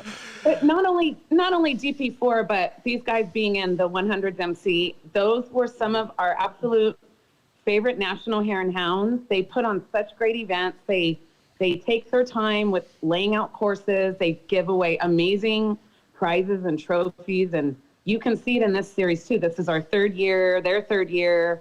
I mean, we should all be thankful that there's people willing to put races on for us racers, because there's nowhere for us to go if they're not willing to do the work. And these guys go out and do all this work. They're not making any money. They're just spending money to go do this for breaking even, probably. And it's like, you know what? We all need to be thankful that there's people willing to still do that these days. Yeah, that people have that much passion. I couldn't agree more, man. And Chris, you've been kind of involved, I guess, since the beginning, and DP4 has grown immensely. Yeah, I mean, I always give my feedback. Talk to Tommy. He calls me for a debrief after every race and information. And I'm sure he talks to a lot of people. You know, I give him my good and bad 2 cents, and he can take it and do whatever he likes. It's their series, but I give him my information. I'm still going to go there and race, regardless of what they decide or do, if that's what I want to do. So I really enjoy the series. It's very challenging. It tests your abilities as a driver. I learn more at their events than any other races. I test a lot of products on my car at those events, you know, for other events, and it's awesome. Yeah, it really does sound like it's cool, especially for you guys to do that stuff. I have a couple questions here. One of the first ones is from Zach, and he said, are you guys still going to have the 1,000-mile club? I'm not sure what that is. Yeah, we do. So we have a 1,000-mile club. And so for me, growing up in high school, we had something called the 1,000-pound club. What that was is, as a football player, if your bench press and your squat and your deadlift equaled 1,000 pounds, you joined this club, right? And you got your name on the wall on a cool T-shirt. And That's cool. What our partner Steve came up with, which we really are proud of, is our 1,000-mile club. Dude, so Steve's the creative Steve idea has guy, the man. craziest ideas. He really does, and they are Pulling rabbits out of his hat. like 99% of them literally are really He's not awesome even here, and I ideas. like this guy. I know. I wish he didn't have to work tonight. Yeah, he's but, awesome. but he had this idea for the 1,000-mile club, and what that is we're calculating how many miles every racer does based off the number of laps they finish. Oh, cool. And when you've hit 1,000 miles with DP4, you get a jacket and you get inducted into the club. So Oh, wow. I'm getting ready tomorrow night. We're going to do an update. We'll induct a couple more people this weekend. So it's a pretty cool deal that we have. It's Nice. fun. So the next step is, like, when you have 10 or 15 guys, you got to rent out the Moose Lodge and all go Yeah, have they have drinks. their one night a month meetings, right? Exactly. So yeah, we are definitely continuing that. Well, and then so Chris races in the Pro Turbo class, but what other classes do you have available for people to race? Yeah, so we, I think, and it's an interesting question because you're a side-by-side guy. You know them really well, and there's so many turbo cars, right? So Yeah, tons. We have a Pro Turbo class. We have a Pro Naturally Aspirated class. Yep. This year we modified it where in the Pro Turbo class, we're just calling it DP4 Pro. Naturally aspirated cars can race in that class. And we've had Caden Wells, a few of the guys have done really well in that class in a naturally aspirated car. And Gotcha. so that's kind of cool to let those faster guys and the slower cars, if you will, get to run up with the fast cars. We have the 2 pro classes, and then we have 5 amateur classes. A turbo class, which is for all your Can-Ams and the turbo razors. And we have a production 1000 class, which is for, I would say, heavily modified cars, but modified cars. We have a stock 1000 class. Right. And we have a production 900 class, so we don't get too many 900s. Right. We did away with the stock 900 class because if you have a 900, you're racing against the 900s. Yeah, exactly. And then this year, which we, unfortunately, maybe Max Eddy will change that. We haven't had any entries, but we did bring back what we had last year, the RS1 class. Yeah. And, we haven't had any RS1s race with us yet, and we'll love to have them. It'd be fun to see how they do. But Well, I can promise you that if you open up that door, that there's going to be a lot of people that are going to come through. Like, those cars are just so popular. Yeah, and, the catch is they want to race the pro class, and it just – a totally different entity. You know what I mean? I'd love to get Max out to look at his lap times if he's the only one in that class versus the pro guys, because, and he said this and he's not wrong, putting him in an amateur class or putting him behind some of the amateur cars because he's a single seater or smaller bore car, whatever, he's going to destroy a lot of those cars, and it's not the safest thing to do. So you got to be careful. It's kind of a catch-22. What's the best option there for that class? You know yeah, but I mean? you guys have an open mind. I know Chris can attest to this. Like, when you have an open mind to that, it really opens the doors to being able to grow the series in a bigger platform. Yeah, and we're going to continue to talk to Max. I think he might try to get on later and see what we can do to try to bring that a little more to fruition. And maybe we make it a pro class. Maybe we have the RS1s racing at their own pro class and start them a little bit earlier. So we'll see what grows there. And that's kind of it on the 7 classes. Am I missing anything, Tom? No, you're right there. Definitely the thing I see, though, there's so many cars in that turbo class. The amateur turbo class is almost 30 cars at every race, because that's the popular kind of car. The Can-Am X3s, that's the class they get. You know what I mean? So it's pretty cool, man. And Chris, when you first started racing with these guys, and you're seeing the turnouts now, like, what was your thought seeing so many cars come out to the races? I mean, that's badass for you to battle against so many people. I mean, it's awesome. They need entries. You need entries so the series can survive, and it's just cool seeing that many new people come. Because that's just growing our sport and keeping the industry rolling, which we have to do whatever we can to do that. It's cool to have, guys to compete with. This series, I mean, if you're a good driver, it doesn't matter if you're in a turbo car or an NA car. You can win the race overall. Yeah, we've proven that fact. NA car can win no problem. When the Wells come out, I mean, we battle with them and they are on point. And it's basically comes down to who has the least amount of issues that day or that night. Yeah, driver ability. That's cool. Well, and speaking of driver ability and all that stuff, do you guys have any highlights of other racers other than Chris that come to mind that oh my God, remember? So many of them. Yeah, so many. And I love what you guys can't see at home is I'm watching the Facebook feed here and all the comments that maybe you actually can't see the comments, I guess, and all of these names: Sean Bigney, Kim Lynch, Zach Kuros. I mean, Tyler Stewart's been raffling in with us all night long. I have so many memories of all of these guys. And somebody said Chris has such an intense face. Chris, you're not racing right now. Always racing. He is. You guys have no idea. You guys, there's a comment right now from Colby B. That's Colby Benjen. So he's on his honeymoon in Hawaii, which for most people, that's like, she probably doesn't want to be watching this. But him and his wife now, I believe, actually raced the first ever DP4 race we ever had. And so he's been with us since the beginning. And a little cool tidbit, Colby won the overall in an NA car at the last round in July. He did.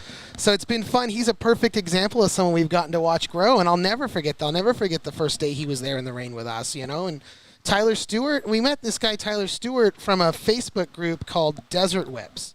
Desert Whips has I don't know, maybe 100,000 followers now. Yeah. And Nick Farmer put out a little, what would you call it? Like, he dared people to come out and race, and Tyler showed up. And Tyler's like one of the most loyal, he's the guy you want on your side because he makes so much happen. Tyler, from coming out one time and racing with us, he spread the word and he brought 10 cars out from Nevada. And so we've got a whole group of Nevada cars that come out and they call themselves Team Nevada. And that's cool. I didn't know Tyler Stewart from the next guy 3 years ago. And he's out here supporting and pushing our series so hard. So those are the stories that I remember. Zach Kuros, who's on here, stupid, weird, random story, but I had just bought a trailer and I met him at the RV dump and he was showing me how to use the public RV dump in Barstow. Perfect. That you remember these stories from these people because they're our friends. That type of skill set is way more important than changing a tire. Dude. Heck yeah. And, it's like Ryan was talking about is, for us, everything's word of mouth. I mean, basically all we've really advertised is on Facebook and Instagram. Really, as far as we've at a very primitive level. Right. We don't have great marketing. We don't have great art departments, etc. So we've had people come out from Tennessee, Arkansas, Utah, Nevada, New Mexico, and so forth. Northern California. Kurt, if you're on here, get out here.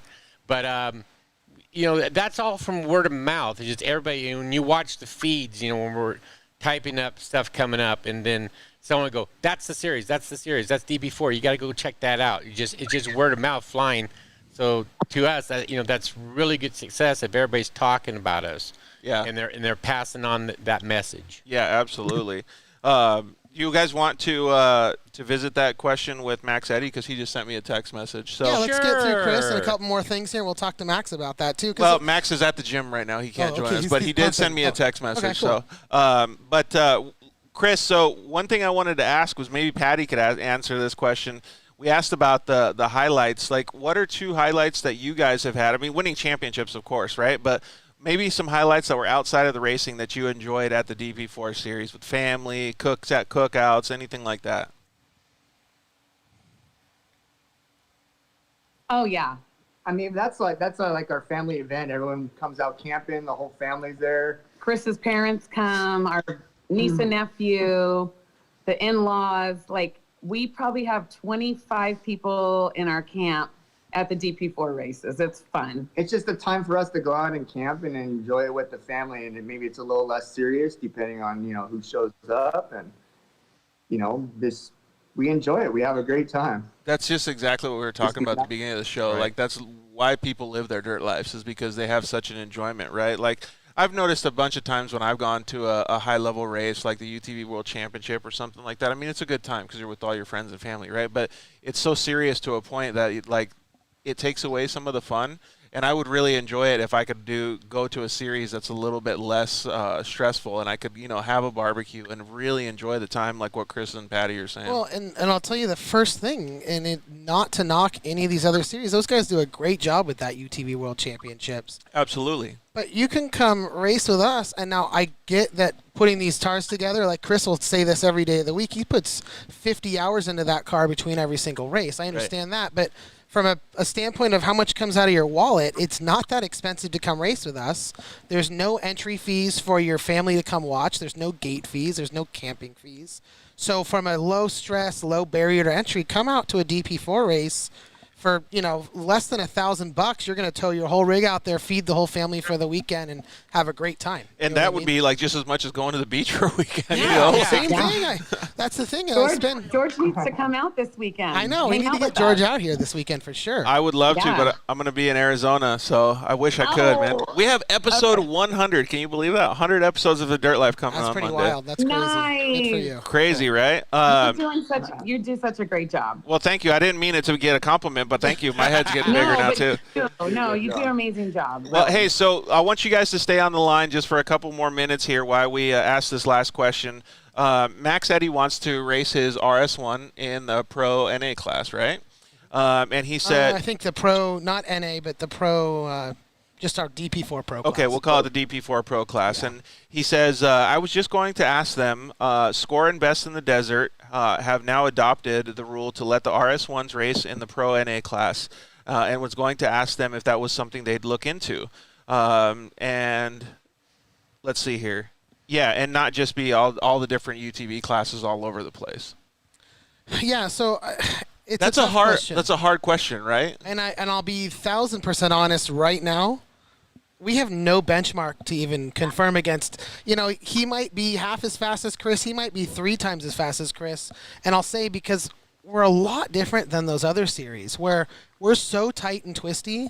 I can see that small car being such an advantage. But also, I'm not a racer. I'm not a driver. I'm out here driving an old 1990 or 2006 T-Rex, pulling up to every bush, sticking a ribbon on it. So I don't have. Well, and you also have to. It's not just Max that we're talking about, right? Because once you let him in, you let potentially a 16-year-old that has an RS1 be able to race in that class too. Because you open the door for one person, you have to open it for everybody. Yeah, it was like, for example, it was like a year or so ago, we did open up a class for that, and we had the individual hit us, and they're like, well, we want to race with the other guys. And it's like, no, we'll put you in your own class and see how you guys do, For our race series, we're not a track, and we're not a plow road. I mean, honestly, I truly believe we're the only true cross-country desert racing. I mean, we go out and make a course. A lot of times we're not on trails. We're picking out new locations and so forth and canyons. So we give you a little bit of everything from, open, fast sand stuff to, single track. Yeah, that's cool. We try, just like a dirt bike race, it's just, we give you a little bit of mixture, so you'll have some speed, you'll have some areas that will slow you down, and make you think. So when we were getting asked those questions, just like, we opened up the class and all that good stuff. And then, you heard crickets. No one showed up. It's like, okay. And then you pull it out, and then now someone else comes in and they want to do it again. It's like, the way I see it is you buy the car for the class you're going to race. Right. Yeah, makes sense. But look what we have here. We got Max Eddy on, too, as well. How are you doing, Max? Good. How are you guys? We're doing fantastic, man. We were just having a little discussion about maybe seeing if we could convince these guys to let the RS1 go in the pro class. And if I obviously I've expressed to myself that's what I wanted to do. And let me get started with DP4. That's some of the best racing I've done in a long time. It's so fun.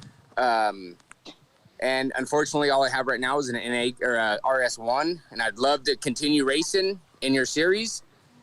But the class that you came up with the RS1 starts in the back. So I was watching a little bit. You guys were online with a 16-year-old girl, or I don't know how old she is or whatever. But for me to start in the back of the entire field in the RS1 is not worth it to me or anyone else, I don't think. I mean, it's a liability issue for you guys. You got a pro level driver starting behind all the amateurs. So if you could move the RS1 class somewhere besides dead last off the line, that would work too. Yeah, and I actually referenced that earlier, Max. I know you guys are doing something, so maybe you didn't see all the interview, but that's an absolute fact. You've finished, I think you've done 3 races with us and probably been second overall or first overall at all 3 races. It's in not the stock a secret. vehicle and come out and be number 1. Yeah, so I mean, that's not, you're not trying to tout yourself higher than you are. You're not making that up. That's a fact. And it's a hard spot for us because you got to be careful too, because it's not just Max that we're talking about, right? It's not just Max. It could be a 16-year-old girl or whoever it is that also gets in an RS1 and wants to compete too. So I don't know how you would even approach that. I guess it takes a little bit more thought process. What do you think, Max? Yeah, I mean, being a race promoter is not an easy task. I mean, you got crybabies like me that want this or that, or someone else that wants. Everyone wants it their way, right? You can only appease people, so it's a tough decision. It's a super tough decision to make, but it's something to think about. I know a lot of people are pushing hard for this RS1 class. The RS1's not a super popular car for desert style racing, and unfortunately, that's what we're campaigning this year is the RS1. So I'm kind of stuck with that until next year or maybe the year after. I don't know. I guarantee, I'd love to come back. I guarantee Chris would like to battle with you a little bit, no matter what vehicle you're in. So I mean, it don't bother me. It's just getting everybody else on board. Oh, they battled a few times. Everybody else will say it's okay, and then after they get their butt kicked, they're like, Yeah, because we're listening to our racers. We're listening to our racers, and we ask these questions. And there's pros and cons, or yin and yang and all that stuff. There's 50-50, they're too light, they're too fast and so forth. Then the other ones say, no, they're not. They don't have a turbo and all that good stuff. I mean, it's safe to say that nothing's off the table at this time. I mean, we're always talking and thinking about it, trying to how to make things work to bring in more racers and so forth like that. It's always a possibility, but, we also take, the basics of how this race series started, and we try to listen to our racers and stuff like that. So like you said, we're all crybabies. I'm a crybaby, Ryan's a crybaby, and Ryan's a crybaby, and Ryan's a crybaby. But we listen, we truly do, and it's like we might be able to work this out, and so it's on the drawing table. We're the rule book will never be the same every year. It's going to change. There's going to be things in there, things will come out, and so forth like that. Well, I like that you guys are flexible, and to put my racing organization hat on, I'm with Max, letting him race against at a competitive level. But even if you guys weren't able to fit his current situation into the class fray, he could still benefit by going out and starting last, working on passing all those other drivers. And he's a professional driver. He's going to keep himself safe. He's going to keep the people around him safe. But I could see his point as well, where he doesn't want to have to do that. He's, the bottom line with Max, he's very, very, very competitive, and that's how a lot of these guys are, and we cherish that situation. There's some, it's like, look, this is where I want to be, and there's some who say, you know what, I just want to be in the back, and this is good practice for me. This is a skill level set, But you get that one, individual, which there's a lot of them, who are very competitive, and they want to test their mettle against the top, and that's understandable. That's where they want to be, and they want to go after that. Improve. They have the skills. Yeah, absolutely. And so there's someone on here, Pitster Pro, and they've made a couple comments, and they asked why it's not eligible to race in the pro class. And there's a couple reasons, but the basic reason as of this year, as the rule book's written, is it says in the pro class it must be a UTV that comes factory with minimum 2 seats. It could be a 2-seater, 4-seater. So that's the first thing. There's a couple other things in there about needing to have a co-driver, etc. We are open to an RS1 class, and Max, honestly, we're probably open to an RS1 pro class. The problem today is we have, and I know that you're interested and willing, so I'll count you as one, but we only have one person that's ever really presented the interest in having an RS1 class. It's hard for us to set a. It's hard for us without a benchmark to make that decision, and I'll admit we might be wrong in the decision as of today, right? And I guess my thought was you might have a lot more amateur type people in those cars because there isn't a lot of them out there right now. And that was kind of why we thought. There's a ton of kids that are under 16 that are racing those cars. Like it would be pretty difficult. But it wouldn't. The thing is that won't qualify for the state. That's what I mean. Yeah. So I mean. But my point is that when they turn 16, that's the car that they're going to race. Right. And that's the car they're in. Yeah. So, but on the other hand, we've also listed, from the very beginning, is like, look, if we don't have a class, and you bring enough vehicles, we talked about this 3, 4, 5 vehicles. We'll probably open a class for you. Got it. But you get one in, and you're trying to fit them in, and then everybody else is worried, and this and that, and so forth. It's like Eddie said, it's a balance. It's a balance act and stuff like that with everybody. But we tell them, like, look, if you can bring 4 or 5 guys, we'll develop a class for you. Hey Max, we didn't. I saw your mouth moving, but I couldn't hear you. The audio was pretty bad. Are you able to say it again? Whatever you were talking about? Yeah. Well, I was going to say, whether it be the car, the driver, or whatever, it doesn't matter what car it is. If you put a good driver in any car, he's going to do good. You put a bad driver in any car, he's not going to do very good, So the car is not the deciding factor of how it's going to do. You got to have decent equipment, you got to have a decent driver. And I was going to say, if you say we don't have a benchmark, well, let's make a benchmark. Yeah. Great idea. Let's do a trial or something. Yeah, well, let's you and I chat. I don't know if you want to try to come this weekend or maybe the last race of the year. It'd be neat to have any RS1, and I'm going to point my finger at you because you're on the camera with me, but get an RS1 to one of our races. Let's see how it goes. You know what I mean?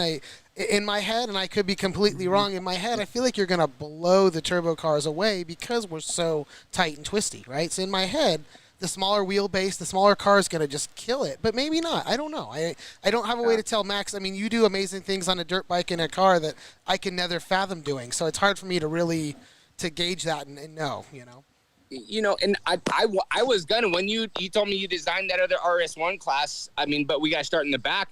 I was gonna come out. I started getting my car ready, and then I just started thinking about how many close calls I had in the 2-seat car with lap traffic, and thinking like, okay, well, I got to start behind every single one of these guys, not just pass them on my 3rd or 4th lap in, because by the 2nd lap, you're starting to fill out the course. You're remembering the lines. You remember where you can go fast, and whether there's dust or not dust, you already know the course there.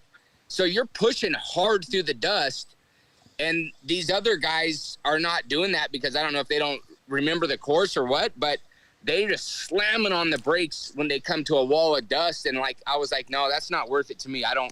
I'm not going to tear my car up or hurt anyone else or whatever by trying to push through the dust like that, you know? I like that we are having this conversation. It's an open platform. I don't think we're going to get an answer tonight, Max, but I think that it's really cool for everybody in the audience to see how open you guys are and willing to be able to support the racers. Like, it's fantastic. Yeah, no, and I've had this conversation with Max a couple times. I mean, I go way back with the Eddies. We've raced dirt bikes with them forever. So, and I like doing this slightly publicly because this is the truth, and this has always kind of been the way we've discussed it.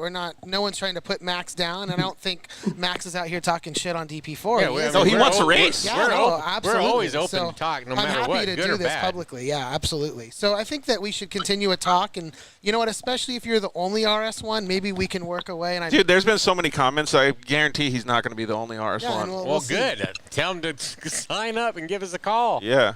Yeah, so we'll continue that discussion a bit more. Come out about 5 days. Get ready. Someone asked if the current class is production or pro. You hear that, Max? Yeah, everybody's got that same question. Is your car ready for the weekend? Hey, Max, can you get your car ready for the weekend? Yeah, come on, Max. Can you hear me? Yeah, can you see it? He's showing it to you, Chris. Is it back there? Yeah, there it is. Hey, that's a sexy looking car. Who built that thing? Hey, so there's hey, so Ryan, you guys, can you start Max just maybe behind the last pro? I mean, in front of the first amphitheater? It's a discussion I'm willing to have. I can't make that decision on air here without speaking to Steve and Tommy, but it's definitely a discussion I think we'd be willing to have, especially if there's only one of them. Yeah, and especially since you guys are going to have Max be the guinea pig and do the testing with him. Like, I would prefer that you guys do that instead, because I don't want a bunch of other people to show up to the races and expect the same type of treatment, because it really needs to be vetted out before you guys let everybody else do it. Right, and that's a good point. Max, let's talk tomorrow. Call me midday. We'll chat about it. And I'll talk to Steve tonight. I was watching some of the UTVs at Vegas to Reno race, and in my opinion, I don't want your guys' series to end up like a Best in the Desert, somewhere where they have 30 different classes for the UTVs. Somebody actually just brought up a good point too. Is like if the RS1 is racing against a normally aspirated 2-seater and they can't pull a seat out, then the RS1s are going to smoke them too. No, there's a lot of other stuff. We get a lot of that about the weight difference. And at this point, for those of you watching, because it looks like there's about 70 people watching right now, there's no intention today to put. Oh, there's way more people over here on YouTube too. Well, we got like 200 people watching right now. There's no intention today to put the RS1 cars in any of their current pro classes. They have their own class today. Where that starts, maybe you'll be up for discussion. But at least until You're right. And I'll use the word benchmark, and it's an honest comment to you, Max, and to Chris and everybody watching. At least until we understand how they operate in our series, we'll kind of go from there. Look, at Best in the Desert, it's a little bit different. You guys are going wide open down long roads where that car might not be as competitive as the big heavy turbo car. I don't know. And again, I'm not a racer at your guys' caliber, and I've never claimed to be that. But what I know is I know how to operate a race, and I know how to watch how the scoring works and how these things go. And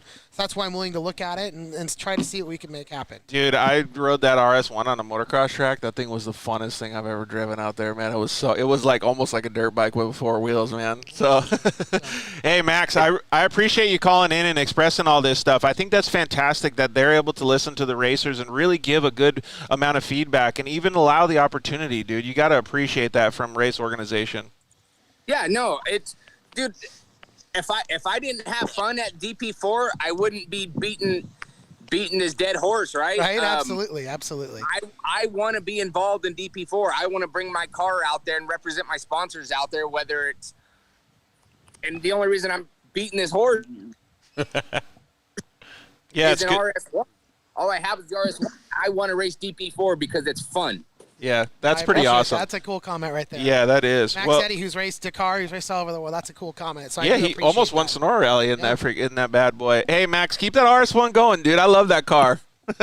Yeah, you guys. All right, talk to you tomorrow, Max. Later, homie. Thank you. Chris, I think that was pretty cool to have. Chris, I think that was pretty cool. See you Saturday. Chris, I think that was pretty cool to have him come on and kind of give us a little bit of an understanding of how open these guys are to being able to accept other racers. What do you think? Oh, yeah, for sure. I mean, I would like to see what that car would do. I have no problems racing against Max. So, I mean, if you guys wanted to make something work, I'll start at the back of the Pro Turbo class, and Max would probably be, if you can put him up behind the Pro class, the beginning of the Sportsman class. That should only be like 5 cars, and then we can get a benchmark to see what's going on. Yeah, we'll take a look. We'll talk to Steve tonight, tomorrow, and see where we're at, and maybe see if Max wants to come out, and we'll start with that. You know what I mean? That's even like just as the family thing that we talked about, and Chris just offering to be a test guinea pig along with target. Max. Yeah, it's like chasing a rabbit or whatever you call it, right? But that is fantastic. We all like the competition, you know. Everybody wants to see. But that, and you're doing it because you want competition with Max, which is cool, right? But that in itself is such a full circle thing. Again, showing how much camaraderie is in your guys' series. That has to feel good. And we had an issue last year. So the first year we had an RS1 class. We didn't ever have a single sign up, and last year we took it out of the rule book. And at the end of the year last year through COVID, something happened at the December race, and was it Snore or one of these events got canceled like a few days before the race. And so a lot of these RS1 people called and wanted to race. The problem is at the beginning of the year, I submit my rule book to my insurance company, and they approve it as it is, right? So in that scenario, we had a rule book change that wasn't going to be approved in 3 business days' time. Right. And so for this race last year, we couldn't get the RS1s in, so we did add them back this year. And this is kind of, and that was totally separate and before Max, but this is kind of where we're at today. You know Yeah, what I mean? I got you. And there's a ton of comments that you guys are more than welcome to read through at the last time. And some other people commented in saying they just caught some of the comments. After this video post, you guys can go back, look at it, and listen to it, and check out what the conversation was. We're not going to go into it any further because it was just awesome to hear that conversation, how open you guys were to it. Chris and Patty, I just want to ask you one final question. Are you guys going this weekend? Yes. Yeah, we'll be there. That's not the answer I was looking for. I was looking for, yes, we're going to get the win. Let me show you our car. Look at our car real quick. It needs some love. I don't know. A little dirty. Maybe. Yeah, I think it's all right. I think you guys can do it. All right. Really? Yeah, I think you're good. Freewheel it. That'll only take you 10 minutes to fix. Come on. There's a door and a motor. It'll make it. I know Chris is dead. He could fix anything. I do want to announce one thing while Chris and Patty are on here. Tommy, can you reach behind you and grab that little flyer I got? That poster over there? So we have 2 more races left this year. And hang on before you flip that around. Don't show the secrets yet. We're not gonna show. So we have 2 more races left this year. And the first one is coming up this weekend, Wait, obviously. I wish I had a drum roll button. Oh, that would have been so good. Do we have any buttons? Yeah, I got some buttons. Let me see. There you go. There we go. How's that? Nice. All righty. So as the clapping comes down here, we have one last race that was scheduled for October. I don't even have the date in front of me because I'm looking at the new date, but the date's been changed. It's the same weekend as Worlds. So there was a race scheduled same weekend as UTV Worlds, and we had an issue. So, and ironically, since we've changed this, the schedule for the Marines has changed. But working out of Johnson Valley, the Marines actually once a year get to take part of the land for 30 days' time. And we have to submit our paperwork more than 6 months in advance, and they have to submit their paperwork exactly 6 months in advance. So we scheduled our 6th round for this year, and then the Marines closed half of Johnson Valley down. So we have worked with the BLM to reschedule our last event. So, Tommy, you can flip that around. We'll show everybody. Watch the camera here. So, for those of you that were going to miss the race. Let's put this over here. Yeah, put it right in the middle here. Put it right at my legs here. So, for those Cover of you. up your sandals. No. Those of you that were going to miss the race due to Sorry, UTV you got to leave a little, Worlds, Ryan. that's all right. You're going to get the chance to come race with us November 6th out in Johnson Valley. That'll be the final race of the year. So, that's kind of some big news. I know a few of the guys, Colby and the Kellys and Chris and Patty here, who are on us, we're all going to race UTV Worlds. So go race UTV Worlds. Maybe Tommy and I will come out there and support you guys. But you'll have a month then to get your car ready for our final race of the year, Saturday, November 6th. So big news, and we're going to share this socially after this tonight. But That's looking cool. forward to not missing out on all our racers and letting the Marines use the land they need to use. Hey, Patty and Chris, we were already talking about the flexibility and the way that these guys are operating their organization. For them to understand that the UTV racers are wanting to do their race along with these other races and to be flexible about moving the dates and talking with all the people that they have to organize with, that's pretty freaking awesome. It's so awesome. We were just talking about it on the way home from Vegas to Reno. I said, the last DP4s. Yeah, so her audio's cutting out a little bit. No, what are we going to do? We got Jesco Motorsports has asked it was cutting out a little bit, Patty, but Jesco Motorsports asked if you guys were going to be racing the Mint 400 as well, Chris. Yes, we plan on racing the rest of the Best in Desert, the rest of the DP4 races, and somebody asked to put the sign back up. Here, just put it right here at my legs. Okay, awesome, man. Well, it sounds like we might see you at the UTV World Championship as well as the Mint 400. It'll be pretty cool. I think the Dirt Life's going to be out there. Tim Field says, nice job on changing the dates, so good job, boys. Cool. I think that'll work for a lot of the guys. Yeah, I think that's really cool to have that flexibility, man. Like, there's a lot of organizations that would just keep it going and just, try to compete with their competitors and stuff like that. So I'm glad that you guys did that, man. Yeah, we had a convenient situation with the Marines, so it kind of worked both ways there, right? Yeah. But absolutely, we're stoked to have a lot of you guys that weren't going to be there. Yeah. Are now able to come to round 6. Shows a lot for your guys' organization being flexible like that. Yeah. Well, anything else you guys got to say before we let you go, Patty and Chris? We just want to say thanks to Tommy and Steve and Ryan. They're doing such a kick-ass job, and our whole family's having fun. Chris's brother's mother-in-law races with her sister. Whoa. Kim and Chris, and they kick ass at every race. They've been coming out for 3 years, and so our whole family's there. It's so much fun, and we just want to say thanks to you guys. My brother's going to be filling in the next couple of races because my boy Jeremy's out of the country right now. So for work, my brother's the fill-in guy. He's like, I'll come wherever you guys need me. Nice. Also a multi-time AMA champion now. So. Yeah, dude. We need to get George in the car. Put two handicap guys in one car. I don't know how good that's going to work out. Come on, Team Gim. Dude, for real. Well, I'm happy to go with you guys one of these times for sure. Let's just get the schedule together, and I'll jump in with Chris, and we'll go shred. Yes. Okay. And then, so after this race, we're going to re-prep my red car, and it's going to be up for sale. So anybody want a badass car that's ready to go racing, that's one of DP4 championship. DP4 legal. Shortage right now. Yeah. That is true, right? Yeah. I'm going to pass this over. Hey, Chris. Well, maybe you could share that when you guys do get it for sale. Maybe share it, and we could post it on our social media for the Dirt Life. A lot of guys always ask us, how do we get into UTV racing? And, well, now there's a vehicle for sale, and now there's a series that they can jump into. So that could be a good opportunity for one of our audience members to get into UTV racing.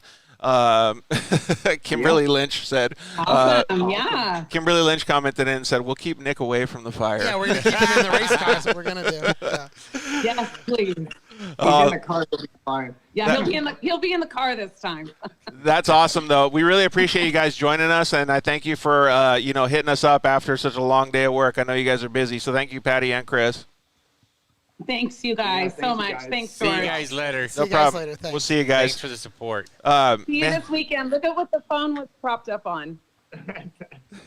Transmission? Is that what that is?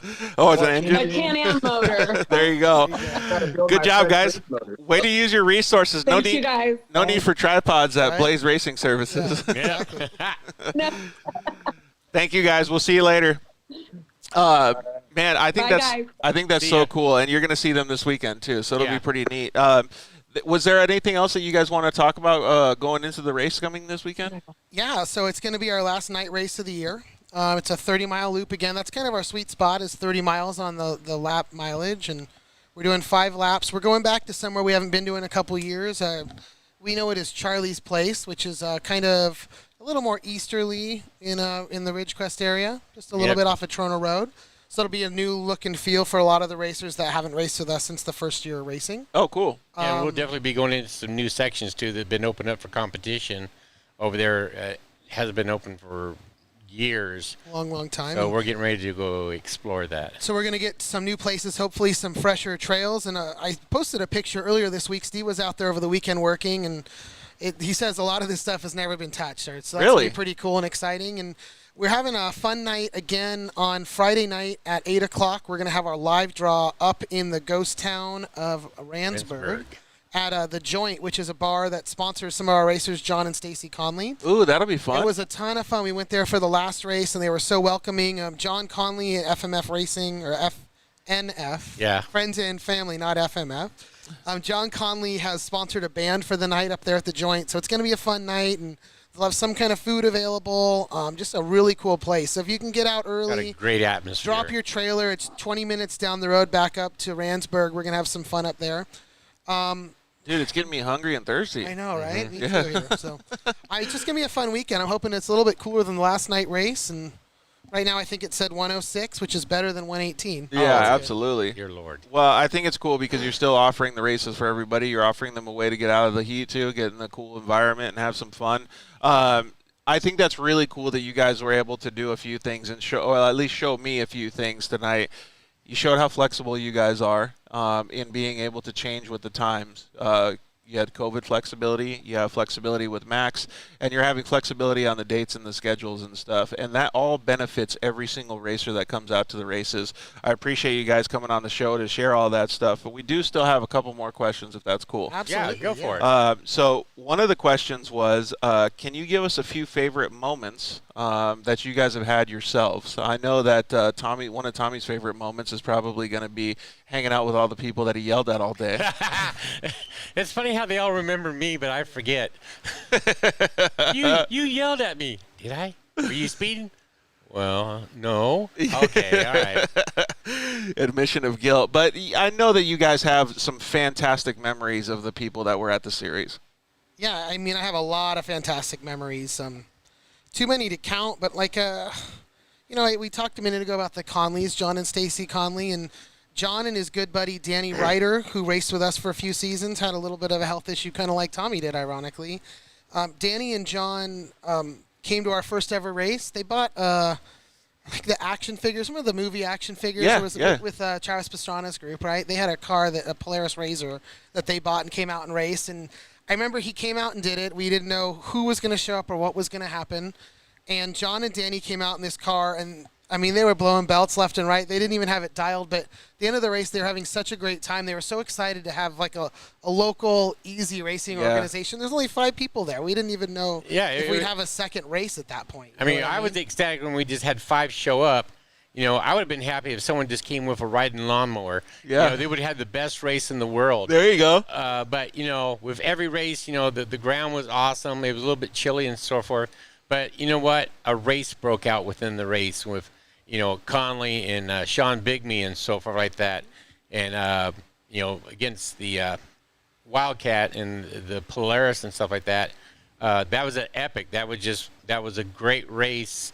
And how, you know, Sean, you know, got the overall win, you know, beating the Polaris.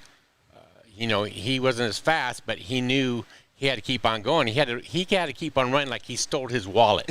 You know, they were going back and forth with each other, and so you watch this, and we're all good friends, and you're sitting there watching this develop. And Knockdown, drag out. Oh, yeah, and it was just 5 guys, you know, and it's like it wasn't about money or this and that and so forth. It was just, you know, the whole theory, you know, that Steve brought into this realm, it worked. You know, we all got together. We took taking our talents and so forth like that, and it worked. Everything worked. And we even had an emergency situation where we had one racer within the first lap call for a medical emergency, and it was like, okay, great, all right, let's go through the numbers. You know, he wanted to get off the course, and it's like, no, stay on the course. I got medical people running backwards to get you, and you know, it was his fiance or wife at the time, but she gets car sick. Oh.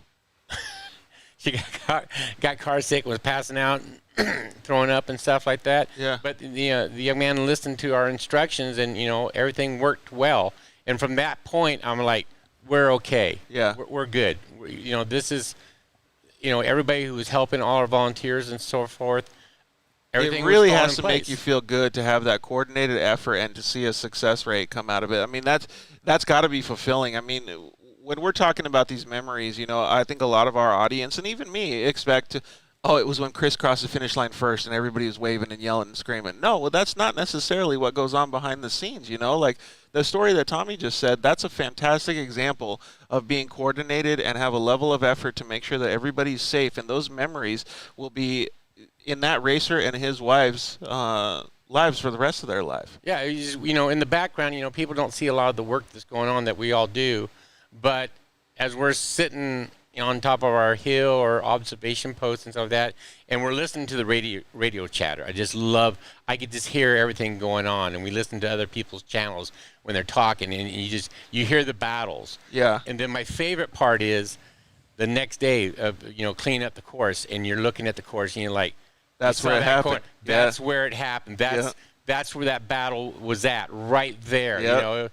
I wasn't there. I didn't get to see it. Like seeing the blood on the ring in the ring on an MMA fight. Yeah. That had to be epic. That's so cool. And so I get jazzed. That's why I say my favorite part is, the cleaning up in a sense.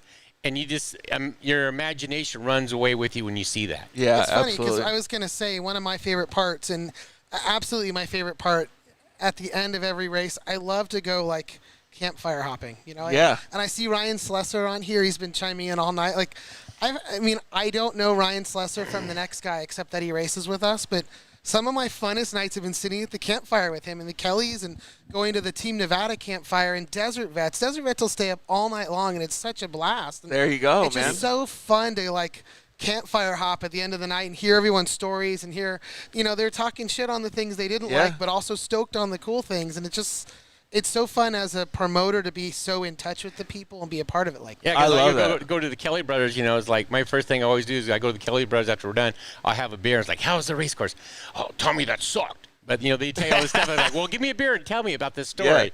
And they go, oh, that was great, that was bad, or whatever. And then, I would go down to Desert Vets, and I'd go get myself another beer. Yeah. And I would listen to those war stories and stuff like that, and you would hear everything from their group. And you just take that all in, so you can't take it personally, but the feedback, positive or negative, it's still feedback, and you apply that and you keep that in memory. That's a recipe for growth. Yeah, and I love it. And it's like, and I think going back to the earlier question we were talking about, it's like, what do I do to prep for a race? Well, I sit and binge watch all our videos. From Ryan does a great job on commercials, but I'll sit there and binge watch other racers' videos. Yeah. I'm watching the course, I'm watching the ribbon, I'm watching this and that. Speaking of, we got some footage there you can show too that some of these racers put together while we're talking about it. So I'll go back and sit there and watch that, and just grade myself. It's like, oh, we need to do this better. We're looking at the reflectors. Are they, close together? Are they too far? And so forth like that. Is there enough ribbon and direction and arrows? And I'll watch that, And is that something that you want to have? I think you had said that we were going to have another person call in, or no? Oh, I don't know who that is. Okay. I'm sorry. Yeah. That's okay. Yeah. So what we're watching here is a night live race. Footage from one of the night races last year. This is on board with Tyler Stewart's car. So we're going to loop it through again here. This is off the start line and out here into the dark. And so you can tell here, I wanted to show this because you could see the reflectors. And when it's tighter, there's not as many of them. But when he hits a valley crossing, you can see them all the way across. It's pretty cool. Yeah, it is pretty cool. If you go over to the next clip there that you got highlighted, this is some drone footage I got from the last race. And why I wanted to share this is to kind of show, it's hard in a video to show elevation changes, but this one really does show this downhill, and you can see the dust off in the valleys. So we're definitely not racing fire roads. We're definitely racing on real, two-track, what I call it, dirt bike trails. This is like a dirt bike race in a car is really what this is. Yeah, it's pretty neat, to see. Yeah, and these guys actually, they come up on each other. You got to go through the dust. Like, there's a lot of technical stuff that's happening right here in this video clip.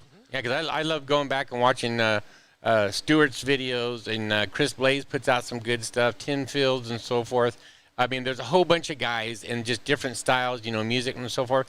But, I sit there and watch, and I'm grading myself on that. What's this clip talking about right here, Ryan? This is something that Liquid Molly put together, Jason Hess did, and just showing some lifestyle stuff here at a DP4 race. You know what I mean? He does a great job with these edits to showcase the cars because One of the cool things about this is the cars are all so cool. And right now what I'm seeing is 120 cars on the start line, you know what I mean? But it's neat to see the difference in every single car that's out there. The car behind us versus the 25 other cars in the shop here. Everyone's different and unique, and that's just part of the fun, you know? I love it. You guys must see a lot of different cars that are out there on the races too, at the races too. We well, do. It's especially with the fun. classes that you have, you know, rally class, all that stuff, right? It's been fun to learn about the different manufacturers and you learn a lot from the racers, like Kurt Ashley. We call him the gentle giant. He hates that because everybody's got to tease him about it. Big guy, kind guy, very knowledgeable, but he's deadly. He's definitely deadly. Don't take him lightly out in the field. And he's like Chris. He plots. He plots his race. It's not how fast. Big thinking guy. Oh yeah. Yeah. When you sit and talk to him and you watch the gears in the back of his head kind of spinning in a sense. You know that he's 100%. He's thinking about racing. Yeah, exactly. But he's also someone you can go talk to, helpful and so forth like that. And we have many other racers. I wish I could list them all, or who do the same thing and try to help the ones who are just new. Yeah, it's fantastic, man. I just love the vibe of all the stuff that you guys have talked about. It really makes me want to get out to the races myself we need to too. get you out here for and sure. I wish so bad that they had the Tesla internet already out so that we could broadcast live from some of these events and stuff. Man, it's so hard to broadcast live. Maybe we will do something though. Maybe this year or next year. Then maybe get you out to the last one. It'd be awesome. Yeah, just come out and hang out. Like I got a pretty stacked schedule, man. The show is booked over until January, and it's just there's so much going on. I might even actually announce at the UTV World Championship in the Mint 400, so it'll be a cool thing. I'm gonna go spend a bunch of time in Texas with the Texplex guys. So it'll be neat to be involved with you guys as well because I'll be able to get to see everybody's passion for the racing. Absolutely. Yeah, once you go out and walk around and you start talking to everybody before the race and during the race and after the race, you'll pick up the vibe, and it's like, this is it. I'm already picking up the vibe, man. It's super cool to see. Yeah, and Ryan Slesser just said fireside bench racing always makes the race that much better. It really does, yeah. We used to call it overhauling the campfire, right? You're the last one out there at the end of the night, and I've definitely done that a few times in my day, and I will hopefully continue to do that for a very long time. Yeah, exactly. It looks like Braden George, 21, commented in and said, been thinking about doing the race, doing the races. I don't know what his spelling is, but what are the requirements for your car to be able to race? Yeah, so that's a loaded question, but basically maybe an entry level class. So as an entry level racer, if you just bought a car, either new or used, it needs to be a major manufacturer UTV. So you can't. Someone made a comment about a home built. Unfortunately, we're a production-based car racing series, so it's got to be something a major manufacturer has made. I think we said 500 units a year. Yeah, so I mean, you could even home build a Polaris RZR. Yeah, you could build as long as it started as a Polaris RZR. Right. You could home build it the way you want to. Make your own cage or whatever. Yeah. But so to come out and race with us is at the very bare bones minimum. I'm happy to have this conversation off air with anybody, but you have to have the safety equipment. You have to have minimum 4-point seat belts. You have to lock the seats in place so they can't move forward and back. If you have a hard impact, you don't want your seat rolling forward, right? You have to have a secondary locking mechanism on your doors. So my suggestion would always be for anybody that wants to get into racing like this is go out and check out a race first. Go and hang out and look at all of the things and do a little bit of research, just like I did when I first started racing UTVs. And then I approached, Chris is a good example. He's selling a race car that was already built.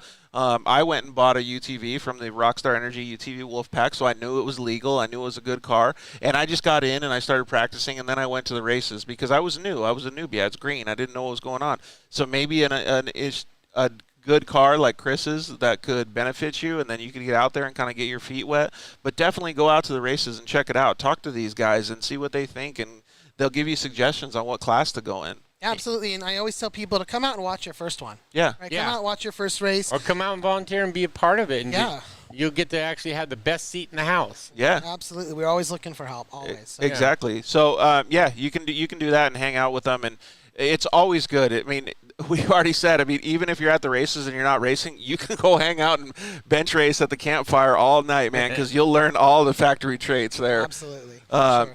I'm really, really excited to see what the growth of the series has with the flexibility that you guys have and understanding of what the racing community potentially wants to go in the future. I think you guys have a lot of room for growth. Yeah, no, I appreciate you saying that, and I really think we are going to hopefully continue taking this thing to the moon, man, because it is fun. We're having so much fun. And to go back to the question of the gentleman about what he needs, just being the race referee per se, we ask everybody, read the rule book, please. Yeah. Read the rule book. You know, understand it. Have your pit crew and everybody else read the rule book. But on the other side of the coin, too, after you read the rule book, you can call Ryan or I or text us, email us, or something like that. If you have an area that you're concerned about or need to know about, you know, we're available 24/7. I mean, and even a lot of the guys that have been on the call with us or in the comments and stuff, everybody's willing to help, man. You'd be surprised at how many people will come together and get you out to the races. It's pretty awesome. Absolutely. Well, I'm glad that you guys are going to be racing this weekend. Where's the event at again? Ridgecrest. Okay. Out by Ridgecrest, yep. And what day is it? Saturday night. Starts at 7 o'clock. Okay. So sign-ups close. It's online sign-ups only. They close at noon on Friday. Gotcha. And then we have on-site sign-ups. You come through registration and then get your tech inspection form. Okay. That opens at noon on Saturday. Sounds good. I think it'll be a good race, man. And I mean, I know it'll be a little bit hot, but it's going to be fun for people to be able to get out there. And there's a lot of guys that need to do some testing after the Vegas to Reno race that they broke some parts and had some failures. And I know there's a lot of big races coming up. And if they want to go out there and test their cars again, it'd be awesome to be able to go out there and do that for those guys, just like Chris Blaze is going to do. Let's see here. Oh, I only got one more question before we get in the rapid-fire Q&A. Can I say one thing real quick? Yeah. You know, going back to the start when we're talking about sponsorships, you know, and Kenda Tires.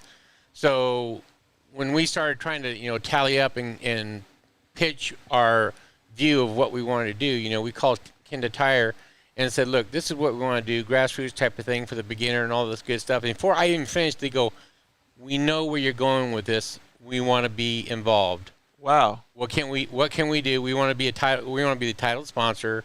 Like I said, I didn't get it finished. They said, we're glad that someone is doing this. Yeah, that's fantastic. And it's like, you know, you're helping with the growth of the race and stuff like that. And Kenda Tire, you know, what are we in, year 3 with them? 3 with Kenda Tires, and every year they've given us tires to give away, 60 tires a year. Ryan gets to give out, what is it, usually 2 full sets of tires and so forth like that? Yeah, we haven't even touched on that. I don't even know if you know that. We give away so much sponsor-provided product at every race. Yeah, let's talk about that because that means a lot to the racers. 2 sets of Kenda tires, a set of Method race wheels, Redhead valves. They make I think I saw a quick fill. There's one right there, actually. They make that little quick fill thing, right, to fuel the race car. So they give away a dump can set up at every race. The whole dump can and everything. Wow.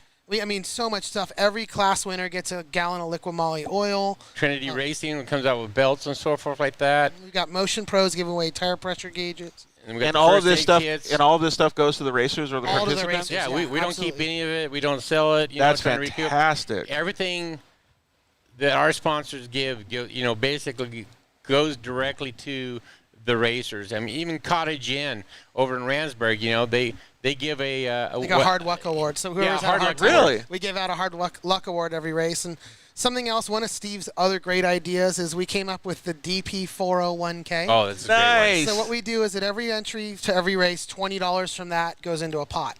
Nice. And at year end, we split that out over 3 people. We draw names out of the hat. So you earn an entry to that just by signing up for a race. So that is so cool. If the season ended today, before the last 2 races, we've got about $7,000 to give away. Look at that. Split that it's like 20 out of the pot, but we also match it at the end of each race. So if there's like $400, $500, we match that and put that into the pot. And then at the very end, at the last race, as long as you did one race or you did all 5, you had a fair chance at the lottery. It's not one person, too, but it's 3 people who get to split that pot, you know. So that's, you know, either Christmas money or I got to fix my stuff. So we always talk about this on the show, like how can you get more people to come to the races? We talk about contingency money. We talk about supporting people more.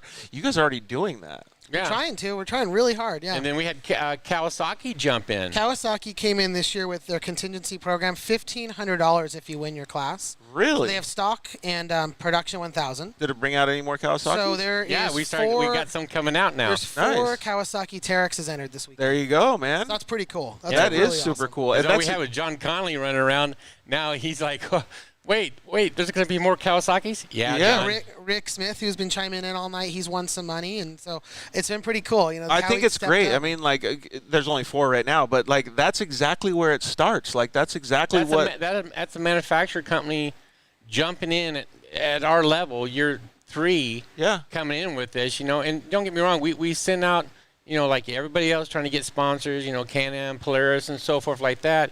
You know, and then Kawasaki just comes right out of the blue and says, we want to be part of this situation. But the contingency is like, holy smokes, with each of these sponsors, when we were going back, you know. That's amazing. They race us up to another level. Yep. Well, Rick Smith, who's been on here, he had 2 fully race-built Can-Ams. He got rid of both of them, bought 2 Cowies. Yeah.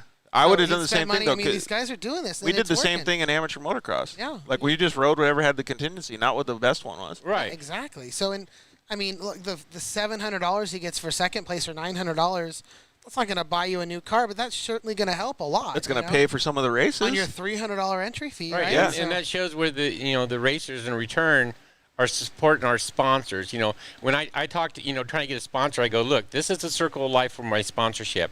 I put on a race, they break things, and then they come and buy them from you, and then they come back and they race again with me. I go, this is the circle of life of racing, between a promoter and a sponsor. Yep, absolutely. So our racers see that, these guys are supporting us, then they're going to go purchase from them. It's a no-brainer type of thing. They know they go break the thing, Method Wheels or whatever, or whoever it is, Kindred Tires or, Trinity Belts and so forth. They see that the support's there, so that, that's where their money is going to go. Right. And you guys are doing a fantastic job if you're having that kind of stuff happen. Well, I have two more questions left. Go for it. My main question is, do you guys want to do a rapid-fire Q&A at the end, or would you like to play Are You Smarter Than a Third Grader? I don't think I could live it down if I wasn't smarter than a third grader. So. Oh, they're hard questions, too. I failed at like 90%. I think I should stick with this rapid fire. Okay, we'll do rapid fire. I'm liking the things on here. Why can't we do both? All right, maybe I'll throw in one Are You Smarter Than a Third Grader question. Go. Ryan will answer that one. Well, knowing that you guys are doing a good job, having any business, what are the goals that you guys have for the racers and for the organization in the upcoming years? Well, location, they say is everything. Okay. With that. Trying to stay, I don't know how you say it, putting on quality races and not trying to grow too fast, even though it does grow and you have to ride the wave in a sense, but try to keep that quality in there is one of the things that we try to really do. In the future, we're trying to stay to our roots. That's, when we get sponsors, sometimes they come in and they want you to change this and that, and I go, that's not us. That's not the path we want to go. Maybe we'll meet full circle later on. Maybe this is not the right time for you or us. It's and a stuff timing like that. thing, not an organization and thing. so when you see it going, it's like, oh, you know what? I do catch their direction. We want to be different. There's so many different, from Best in the Desert to Legacy and stuff like that.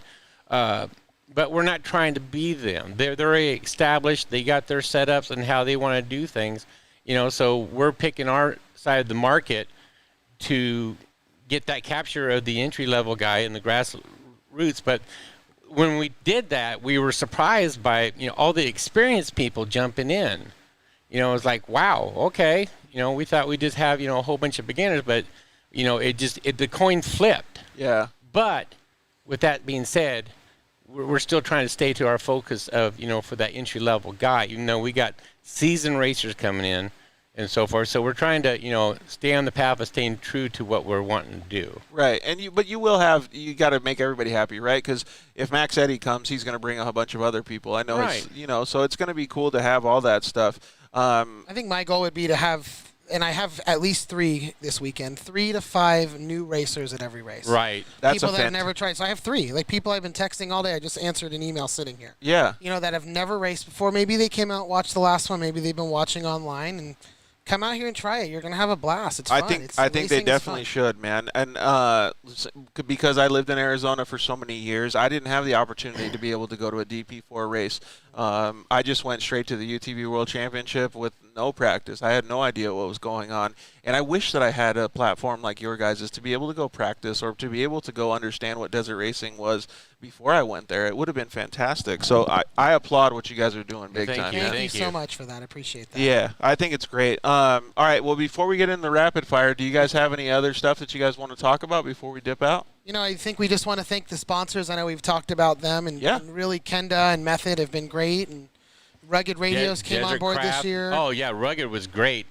I mean, that was one of those other things you were looking at is like giving your racers support. I mean, and like I said, we had a bunch of racers who didn't know much within communications or installation and stuff like that, and Rugged started coming out, and they just filled that void, and they stepped up, and they batted out of the park. Richard and with HR, helping out. It was great. Something we talked about earlier was, having Liqui Moly and Jason on site at every race, and it really helps when the sponsor, he wants to contribute, great, but when they want to be there and interact with your racers and help your racers, and Richard from HPR and Rugged, they really do that. It's been pretty cool. It is cool. Well, it looks like Martin Gomi is going to see you guys on Friday. We will. We'll see him Friday night in town, so that'll be fun, and little party at the joint. You know what I mean? There you go, man. Even if you don't get to race, you can party at the joint with everybody, talk some stories, right? Absolutely. Well, thank you guys for coming and hanging out with us. We really appreciate it. It was awesome to be able to give the audience an understanding of how they can either go out and race their side-by-side or what they can expect from you guys, which is a whole lot of effort in my book. So, all right. And one last thing before you do that. So Tommy's got a new toy to play with this weekend. What is it? Yes. We actually picked up a new sponsor called Screaming Monkey Speed Control. What is that? That is a monkey with a radar gun. So we picked up a couple radar guns, and we're going to watch pit speeds now, and with a big display board, so you'll have the wall of shame if your name's up on there. That helps with our sponsors and stuff like that. Get a GoPro out there or a phone with a battery so that they see everybody. Comment it. Yeah, because we came up with the idea, and when we were talking with the sponsor of that, we kind of keep him in the shadows because it's a radar gun and all that good stuff. But he's a real good dude and so forth like that. But we were running crazy, because we were calling it Screaming Monkey Speed Control, and then we were like, oh, we can make T-shirts. Oh no, we can make it the sticker of shame that I got caught, or because penalties are going to come out. For the longest time, we've always wanted everybody to have a good time, and so like when they said I was screaming at them, that's true. But no one was getting dinged. But it's gotten to a level, where the racers are expecting the integrity of the race. And, if they don't see the enforcement, of rules, but they don't see what's really going on in the background, that we give a lot of people warnings. And so we said this year, no more. So there's going to be penalties and stuff like that. Well, it's like you said at the beginning. If you're going to race, you just read the rule book. Like I've always been a huge proponent, no matter what happens, if you're going to race at a racing organization, any organization, Lucas Oil Offroad when it existed, Champ Offroad, Best in the Desert, Score, any of these, just follow the rules. Right. And you won't get a penalty. At the Score Baja 500, I think 93% of the drivers got penalties. Yeah, usually when it's like, I'll go through and Best in the Desert, you have to use something for a guideline. So I went through like 2 years of their scoring and their penalties, and there'd just be volumes. Yeah. 5 minutes for the stop, passing the stop, speed and so forth like that. And of course, it can't just be a free-for-all. I mean, you got to have safety. So there has to, safety, but also that the racer sees that you're trying to keep the integrity of the race. They don't see really a lot what's going on in the background. Right. But, they see it on the sheet. So it's not like saying we're going out there to put heads on posts just to prove a point. We understand the integrity of the race, the series, the rule books and stuff like that. Have to be listed and so forth like that. So that's coming, and we knew, changes are coming. The rule book, like I said, once again, will never always be the same every year. There'll be changes, improvements, and reductions.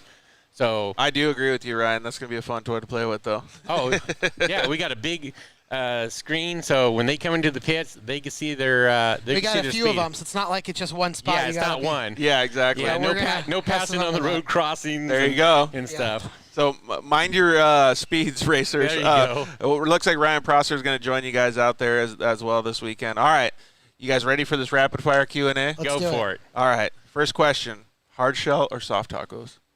Always soft tacos. Soft taco flour. You guys are both going soft tacos. Chicken or asada? Chicken. Asada. Ooh, I'm kind of feeling asada right now too. Usually I would choose chicken. Okay, I'm throwing in Are You Smarter Than a Third Grader question. Go for it. All right. What is the fastest animal on land? I feel like you're supposed to say a cheetah. Not an attorney. I'm going to go with a cheetah. The fastest land animal. You guys both got it right. Woohoo! Nice. One Helped for you one. on that one. All right, good. Dunes or the river? The beach. Oh, you're going to the beach. Look at you, OC boy. Yeah. Where are you going, dunes or the river? Ocean for me. You're going to the ocean too? I'm a scuba diver. Oh, there you go. You see a lot better stuff in the ocean. Three-wheeler or quad? Quad. Wheeler. You're going three-wheeler? I miss those. Death Machine? I rode the Bosma I remember when the Squads once. Odysseys came out. Oh yeah. Oh man. So did The you guys 350? see? Did you guys see the guy in the 200X that just finished Vegas Arena or what? Yeah. 200X. Was that what Pretty it was? wild looking, yeah. Dude, that was crazy. Like he was a beast. I can only imagine how tired that son of a Those gun things was. get so squirrely at high speeds. Yeah, and they're so hard to handle. Yeah. I mean, you could have the suspension revalve, but it's still not Yeah, much. because there's totally difference from being on a track and being out in wide open in the desert are two different On a things. three-wheeler. Oh yeah. Woof. Colby Wenton, I don't know how Benton, you. Yeah, he asked, and will the radar guns be in the middle of the track, in between the yellow and green flags you guys have out there? So they're definitely going to be in the pits, and they might be at one or two of the road crossings. So Yeah, so you'll never slow know. it down. At the road crossings, you got to slow down. So slow it down at the road Yeah, crossing. just remember that the 15-mile-an-hour rule starts before you get into the yellow zone. So don't come in the yellow zone at 50 miles an hour. You got to be at 15 whenever you hit anything that's a speed control yellow flag area. Yeah, so just follow the rules. Yeah, and, just follow the rules. And go to the driver's meeting so that you can hear all the rules. Yeah. All right, another third grader question. Who was the inventor of the telephone? Bell. Yeah, I was going to say Bell. I don't know. Yes, there you go. Alexander Graham Bell. Dude, you guys are 2 for 2 on these third grader questions, man. We cheat a lot. All right. No, because I didn't show them to you guys. Oh, So that's right. Yeah. we didn't get those. We didn't get those. Pizza rolls or jalapeno poppers? Pizza rolls. They both sound pretty amazing right Yeah. now, actually. Well, I feel you well, on the that. poppers, they got the cream cheese. Then I'm going to go with the poppers. You know, yeah, Don't- cream cheese sucks. I'm going to go with the pizza rolls. Pizza rolls. Coffee or tea? Coffee. Coffee. All right, let's throw in another third grader question here. What is the fear of spiders known as? Arachnophobia? Arachnophobia. There you go, man. You guys are 3 for 3 on this. You guys are Nice. nailing it. I've seen that movie. Good job. Favorite Sci-fi. movie? Oh, God. You guys got to have a favorite movie, man. You know, it was always The Truman Show growing up, but there's been so Oh, many that great is a good movies one. lately. There's been so many good movies lately. I don't know. Mine's True. I'm old school. Maybe I'll show my age, but the original True Grit. Oh, that's a good one, too. It's Yeah. True Grit. Ah, that's There you go. sad. You know, George is thinking the same not thing bad over for No. a one-eyed fat man. I actually saw it. Well, I didn't watch the movie, but I saw some previews for it, and I remember thinking, like, that's right up my alley because I feel like I have True Grit. Like, and so I wanted to watch it, but I never got the chance to. So, fun fact: George hasn't had TV since 2008. So, Oh, shit. yeah. Let's see here. Probably a good thing. Liquid Molly Power Sports says, "Great show, guys. Thank you very much for the support." Yeah, so, thank you, Jason and Yeah, team. thank you, Jason. all right. Favorite movie? If you could have any superpower, what would it be? Easy. I know what mine is. What's yours? Now, what's yours? I'd be able to fly. Oh, you're going flying? You're going to go fly, guy? Yeah. Invisibility. You're going invisible? Is that so you could catch people speeding? No, so I can run through naked through a chocolate factory. Not get Oh, caught. there you go. So you can just eat all the chocolate you That's want. right. Okay, here. What weighs more, 1 pound of water or 1 pound of ice? Trick question. There you go. Look at you, buddy. I'm still going to go I got with this water. third grade thing. I went to college. All right. Hook me up with your answer then. With What Yeah, weighs you- more? Well, they're the same. They're both Okay. 1 pound. Answer is correct. Nice. You went with water. Actually, that's a correct answer as well because they both weigh the same. So it doesn't make a difference. But okay, most memorable race. Most memorable race has got to be the first one. Yeah. Yeah. The Got to first. be the DP4? first one in the rain. The You know, fir- every desert racer wants it to rain in the middle of a race, and it poured at that first race. Really. With Yeah, 5 the people first there, it race. absolutely poured. So, Zach Quarries, I don't know how you say his last name. Heroes. Definitely need radar and the road crossings. So it sounds like It's you guys are. yeah, It's coming, yeah. you'll be seeing it at the road crossing. We Uh, just won't tell you which one. Netflix or YouTube? Netflix. Go with Netflix. Yeah. Yeah. Have you seen that F1 documentary on You know, Netflix? I've heard about it. I need to watch Oh my it. god, it blows your mind, dude. Yeah. It's so cool. I mean, being racing fans all together. Oh man, Tommy, you would love it too, dude. What did you pick? Netflix or Yeah, YouTube? Netflix, You yeah. got Netflix too. Favorite snack?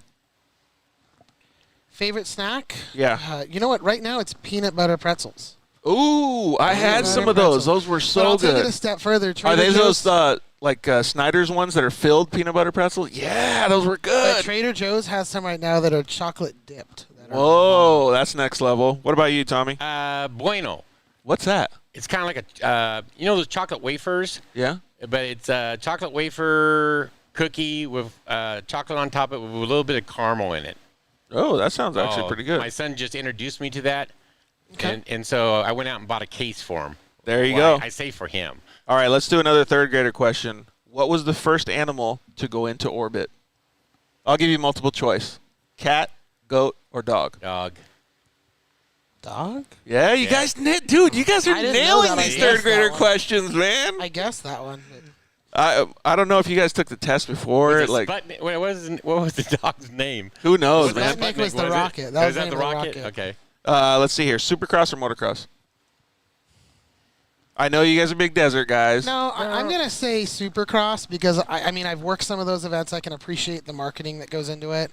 And I like the visual of Supercross. Yes, the same Yeah. thing was in The marketing, Endurocross, yeah. but Supercross, yeah. Yeah, and Yeah, Endurocross. That's the one I'll Yeah, pick. There you that's go. there you That's the go. only one I've As our done, club, so- the 100 MCs, we would go. You had a good time doing it then? Didn't say I had a good time. Jimmy Lewis had to pick me out of the water. Oh, I've shit. done Endurocross. How was it? Because it hard. looks so fucking You know gnarly. what? So Jacob Argybright, when he was like 16, he did it, and me and his mechanic were like in the background with him, and he did literally almost every race one night in Vegas. Really? Right. And it was like he barely made the last chance qualifier, and he did that, and he barely made the main. He did like I think 16 races. Dude, in how one was he night. not just completely Dude, I Gumby did the very afterward? first time I made one, maybe not even a whole lap during the first practice, and I came off. And I'm like, dude, I'm so sorry that I pushed you. I couldn't move my arms. Yeah, I could only couldn't imagine. Move my arms, you know. It, so it looks so gnarly, man. it is. Yeah. Let's see here. Let's do another third grader question. What did Columbus discover while sailing the ocean blue? What did Columbus discover while sailing the ocean blue? Well, he discovered America, but there was somebody already there, right? Yeah, so That's it's a nursery rhyme, but yeah, you're right. 1492. Yeah, He Columbus sailed the sailed ocean blue. Yeah, it was a America. courageous thing to do, but someone's already there, right? No, you got it. It was America. At least that's what we like to think, right? Who knows? Yeah, we weren't there, so if there's no video, it didn't happen. Right. I didn't see it on YouTube. How many sides does an isosceles triangle have? This is also a trick question. Yeah, look at this guy. He comes up with all the What do you answers to think the it trick is? What is question. it? I don't know. Yeah. I had that word before and I forget.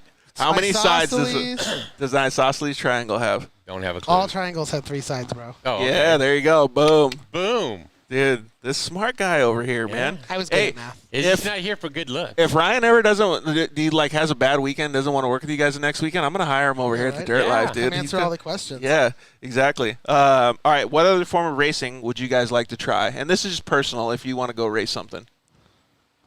We know you guys both have a racing background. You can race speedboats, you can race monster Yeah, trucks, I've been racing, F1. You know, I've been racing sailboats a lot lately. I really love that. But something other than that. Oh, like what are you talking like the H.P. Hewlett Packard Oracle sailboat Oh, kind of like I that raced kind of like gnarly? regular human No, I'm sailboats. talking like if you have yeah, a that'd be dream. pretty cool to do a foiling boat Dude, like that. those guys are gnarly. One of our friends was just in the Olympics in a foiling boat. It was pretty fun to watch it. We stayed up till like 2 o'clock in the morning. And Riley, the scoring of those races is so weird because it's your cumulative points for the whole week. And in the like gold medal match, he finished second. It's But not he just didn't point have A to enough point B. No, they go out around like marks. They put inflatable things out, and you go back and forth. It's pretty cool. Sailing. I love sailing. It's fun. That sounds like a gnarly And sport, man. sailing is like 2 minutes away from my house, so I can do it and be home on a weeknight. Yeah, there you go. What about you? What other form of racing would you like to try, Tommy? I would love to try, but I'll never see the day. Aircraft. Oh, Vintage aircraft, like the you know, Red Bull Reno. Air Races things? Oh, yeah. You're just watching these guys flying and pulling the G's and so forth like that. Oh, we would all throw up in like 2 Yeah, seconds. no, I'm sure. that's... I work at an airport, and I mean, I've done my fair share of flying. Steve, our partner, is a pilot. He's got an airplane, but I'd love to do some of that acrobatic flying. That'd be fun. All right, another third grader question. Where does paper come from? Where does paper come from? This is not a trick question. I want to say a tree. Trees. Yep, there you go. Dude, you guys are nailing these third grader questions. Hitting them out of the park. All right, who is your celebrity crush? And you got to have one. I know I have one. Does anyone watch the... Oh, you don't have TV. Well, I might still know who they are So there's because a I do show- have well, a phone. I mean, I know the person's name, and I'll tell you that, but there's a show right now called The White Lotus on HBO. Ooh, I don't know if I've seen that. Alexandra Daddario is by far my celebrity yeah, crush. I've seen her. Yeah, She's hot. Yeah, and she's actually a good actress too. What about you, Tommy? Who's your I'll age myself again. Marianne from Gilligan's Island. Oh, I've seen that show. Yeah. I saw that once. Yeah, there you go. You're really impressed now. That's your celebrity crush. Didn't she have red hair? No, that was Ginger. Oh, okay. So it was the other one. Yeah, she was the short little brunette. All right, let's see here if we can do all right, let's do a kind of a math question here. Old Farmer Tom gives you 5 apples 3 times over. How many apples is that? 15. Dude, he's nailing them. Yeah. Ryan's just nailing these things, dude. What? There you go. All right, last question of the night in the rapid fire Q&A, boys. All right. Chips and guacamole or French fries and ketchup? Oh, man. That's a hard one. Yeah, it really is. Chips and guacamole. All right, how about this? After the races on Saturday night or Friday night, when is it? Saturday night? Yeah. What would you rather have, chips and guacamole or French fries and ketchup? Chips and guacamole. Again, chips and guacamole, because when I'm waiting until like 3 o'clock for Tommy to tow the last guy in, just they're still going to be fresh. My fiance, the French Susan, fries get all gross. She makes the best guac? Best guac in the world. There you go, man. Chips and guac, man. We're going to have to have her on the show just because I'm so into guacamole. Right? Oh, absolutely. All right, boys. Well, I really appreciate it, and I would appreciate it if you guys could thank your sponsors again and give them a little bit of a plug. Yeah, we should have been prepped with a list of these here, but let me try to go down the list. So big thanks to Kenda Tires, our title sponsor for the 3rd year in a row. This year, our presenting sponsor is Method Race Wheels. Yep. Want to give a shout-out to Motion Pro. Yep. Help me out here. Motion Pro. Redhead Valves. JE Pistons. Oh, yeah, JE's been great support. Jason and the boys. Jason and Liquid Molly. We got Desert Craft Air Filters. Mark, who's raced with us. He's up in the high desert. That guy's been with us since the beginning, too. He was a big believer. Come on, Tommy. Help me out here. And I'm sure you guys have more sponsors and stuff. But I know that you really appreciate all the people that show up, too. Yeah, Savage UTV. They're down here in San Diego somewhere, actually, right? Oh, are they? They are, yeah. They do a bunch of components. Like we said, Trinity. And, man, it just... I mean, all of our racers, I really want to thank everybody. It's been so fun watching the comments. I love doing these live things. I do a lot of live stuff at DP4. Perfect. And a lot of it is downtime. And so I'm just BSing with people, trying to keep anything going. And there might be 3 people or 100 people watching. Yeah. But it's fun to read the comments. So I thank all the people here and Colby and Zach and Tim Fields. I see Ryan Slesser. It's been so fun tonight. So there have been thank so many everybody for all your support. Wow. There have been so many people that have been into the series and at least willing to give you guys the I don't know, just attention that you guys deserve, man, because you guys really do. You guys are doing a fantastic job with the whole series and making a big mark on the racing organizations and just helping people out. You know what I mean? Like, it's cool that you guys are able to do this and give people the platform to be able to come race their cars. Yeah, really try hard at that. So I appreciate and we got Firehawk, Mercy Air. Mercy Air was a great support for the rock crew, the helicopter ambulance. They were great. They jumped in and helped support the rock crew. Yeah, that's cool that you guys have so many people on board. All right, well, we're going to thank our sponsors as well. We want to actually, before we thank our sponsors, we want to thank you guys. You guys are our lifeblood, so please keep listening to the show. Slide into our DMs. Send us messages. You guys have been really, really good to talk to, get advice on how to participate, advice on how to give the shows back to you guys. We have the sponsor deals page on thedirtlifeshow.com, so go check that out because that's giving back to you guys. You guys can save money with all of our fantastic sponsors. Shock Therapy, thank you guys very much to all those guys. Use the code DIRTLIFE at shocktherapist.com or, shocktherapyusa.com. Thank you to the guys over at Zollinger Racing Products. You can use the code TheDirtLife at ZollingerRacingProducts.com. Save a whole bunch of money over there. They got fantastic products if you guys are going to head out and do some racing with the DP4 guys. Thank you very much to the guys over at CryoHeat. Josh and his team jumped on, so thank you very much, Josh, for your support. Thank you guys at SolderWeld. Use the code DIRTLIFE at SolderWeld.com. And, of course, thank you to the guys at KMC and EFX. Like I said, EFX is going to be giving away some paddle tires coming up at the Sam Sports Super Show. So pay attention to our social media, and we'll give you guys an opportunity to win those bad boys. Those things are insane cool for your UTV. But like I said, thank you guys very, very much. We are always open to talking to you guys during the week and obviously during our live shows. You can listen to the show anytime on YouTube, Facebook, Instagram, iTunes, Spotify, Google Play, all those bad boys. Next week, man, is going to be a pretty big milestone for the Dirt Life Show. We got episode number 100. 100. I didn't even think that was possible. That's wild, man. That's good. It really is, Long right? time coming. Like those mile markers. Yeah, it is cool. That's why I always ask people what their goals are, right? Because we got to have goals, and this was one of our goals was to get to episode 100, and we're doing it next week with Todd Zaccone and his son Jacob from the new Evo Power Sports location in Phoenix, Arizona. We're going to go out there and talk with those guys.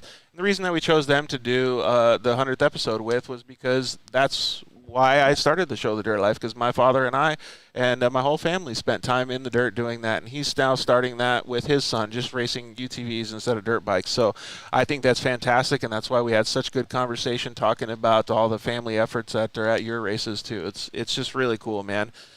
Thank you to all the guys over here at IMG Motorsports for letting us have this fantastic show here. You got to tour the shop a little bit. Pretty I think cool. Very nice place. Yeah, they do a lot of fantastic work here. And like I said, thank you guys so much for joining us. We really appreciate it. Yeah, that's it, man. Thank you guys for living your dirt life with us. You got anything else? I want to say thank you so much to you. Like, you do a badass job, man. You guys. Thank you. If you knew his resume, it's pretty freaking cool. So to get to sit here with you for a few Appreciate hours it. like this, we have a few goodies for you and maybe Whoa, some look at for all your this friends, stuff. A bunch of DP4 swag. Wait, So what they- are these? Oh, these are just some samples of our arrows. You can take those home if you want to. Look at these. Hey, so if you guys ever want to know what get a little bit of an advantage out on the race course, this is what some of the markers are going to look like. You don't want to see this one. Nope. You do not want to see this and one. You want to slow down when you see this one. Yeah. What is this one? This one's Oh, a yeah. problem. Watch out for that bad boy. So, yeah, these are cool, man. These are really So, cool. Yeah, right on. You can keep some of these. I thought we'd show them off, and here's a bunch of swag from DP4. So Whoa, look at all that. right on. Dude, Nice. thank you so much, Thanks, Ryan. George. Cheers. This Really was a blast. appreciate it. Thank you, Tommy. All right, my brother. This was an awesome show. All right, guys. Well, now I have some new gear to wear this week. I appreciate it. We love all you guys. We really appreciate you guys tuning in. We will see you guys on Thursday. We have a show with Chris and Matlock on Thursday. She just did a San Quintin ride down in Baja, giving back to the Yeah, orphanage. I've talked to her live a couple times at our races. We want to get her out to one of these. So tell her I was calling her out on that. All right, sounds Yeah, good. Or call her maybe out. we're going to be on Instagram on Thursday. So yeah, if I'll log in. I'll be in the desert. We'll log in and see you guys. Thursday at 5:30. So yeah, we'll see you guys next week, or actually see you guys on Thursday. Thank you guys very much for tuning in. Good night. Thanks for listening to The Dirt Life Show.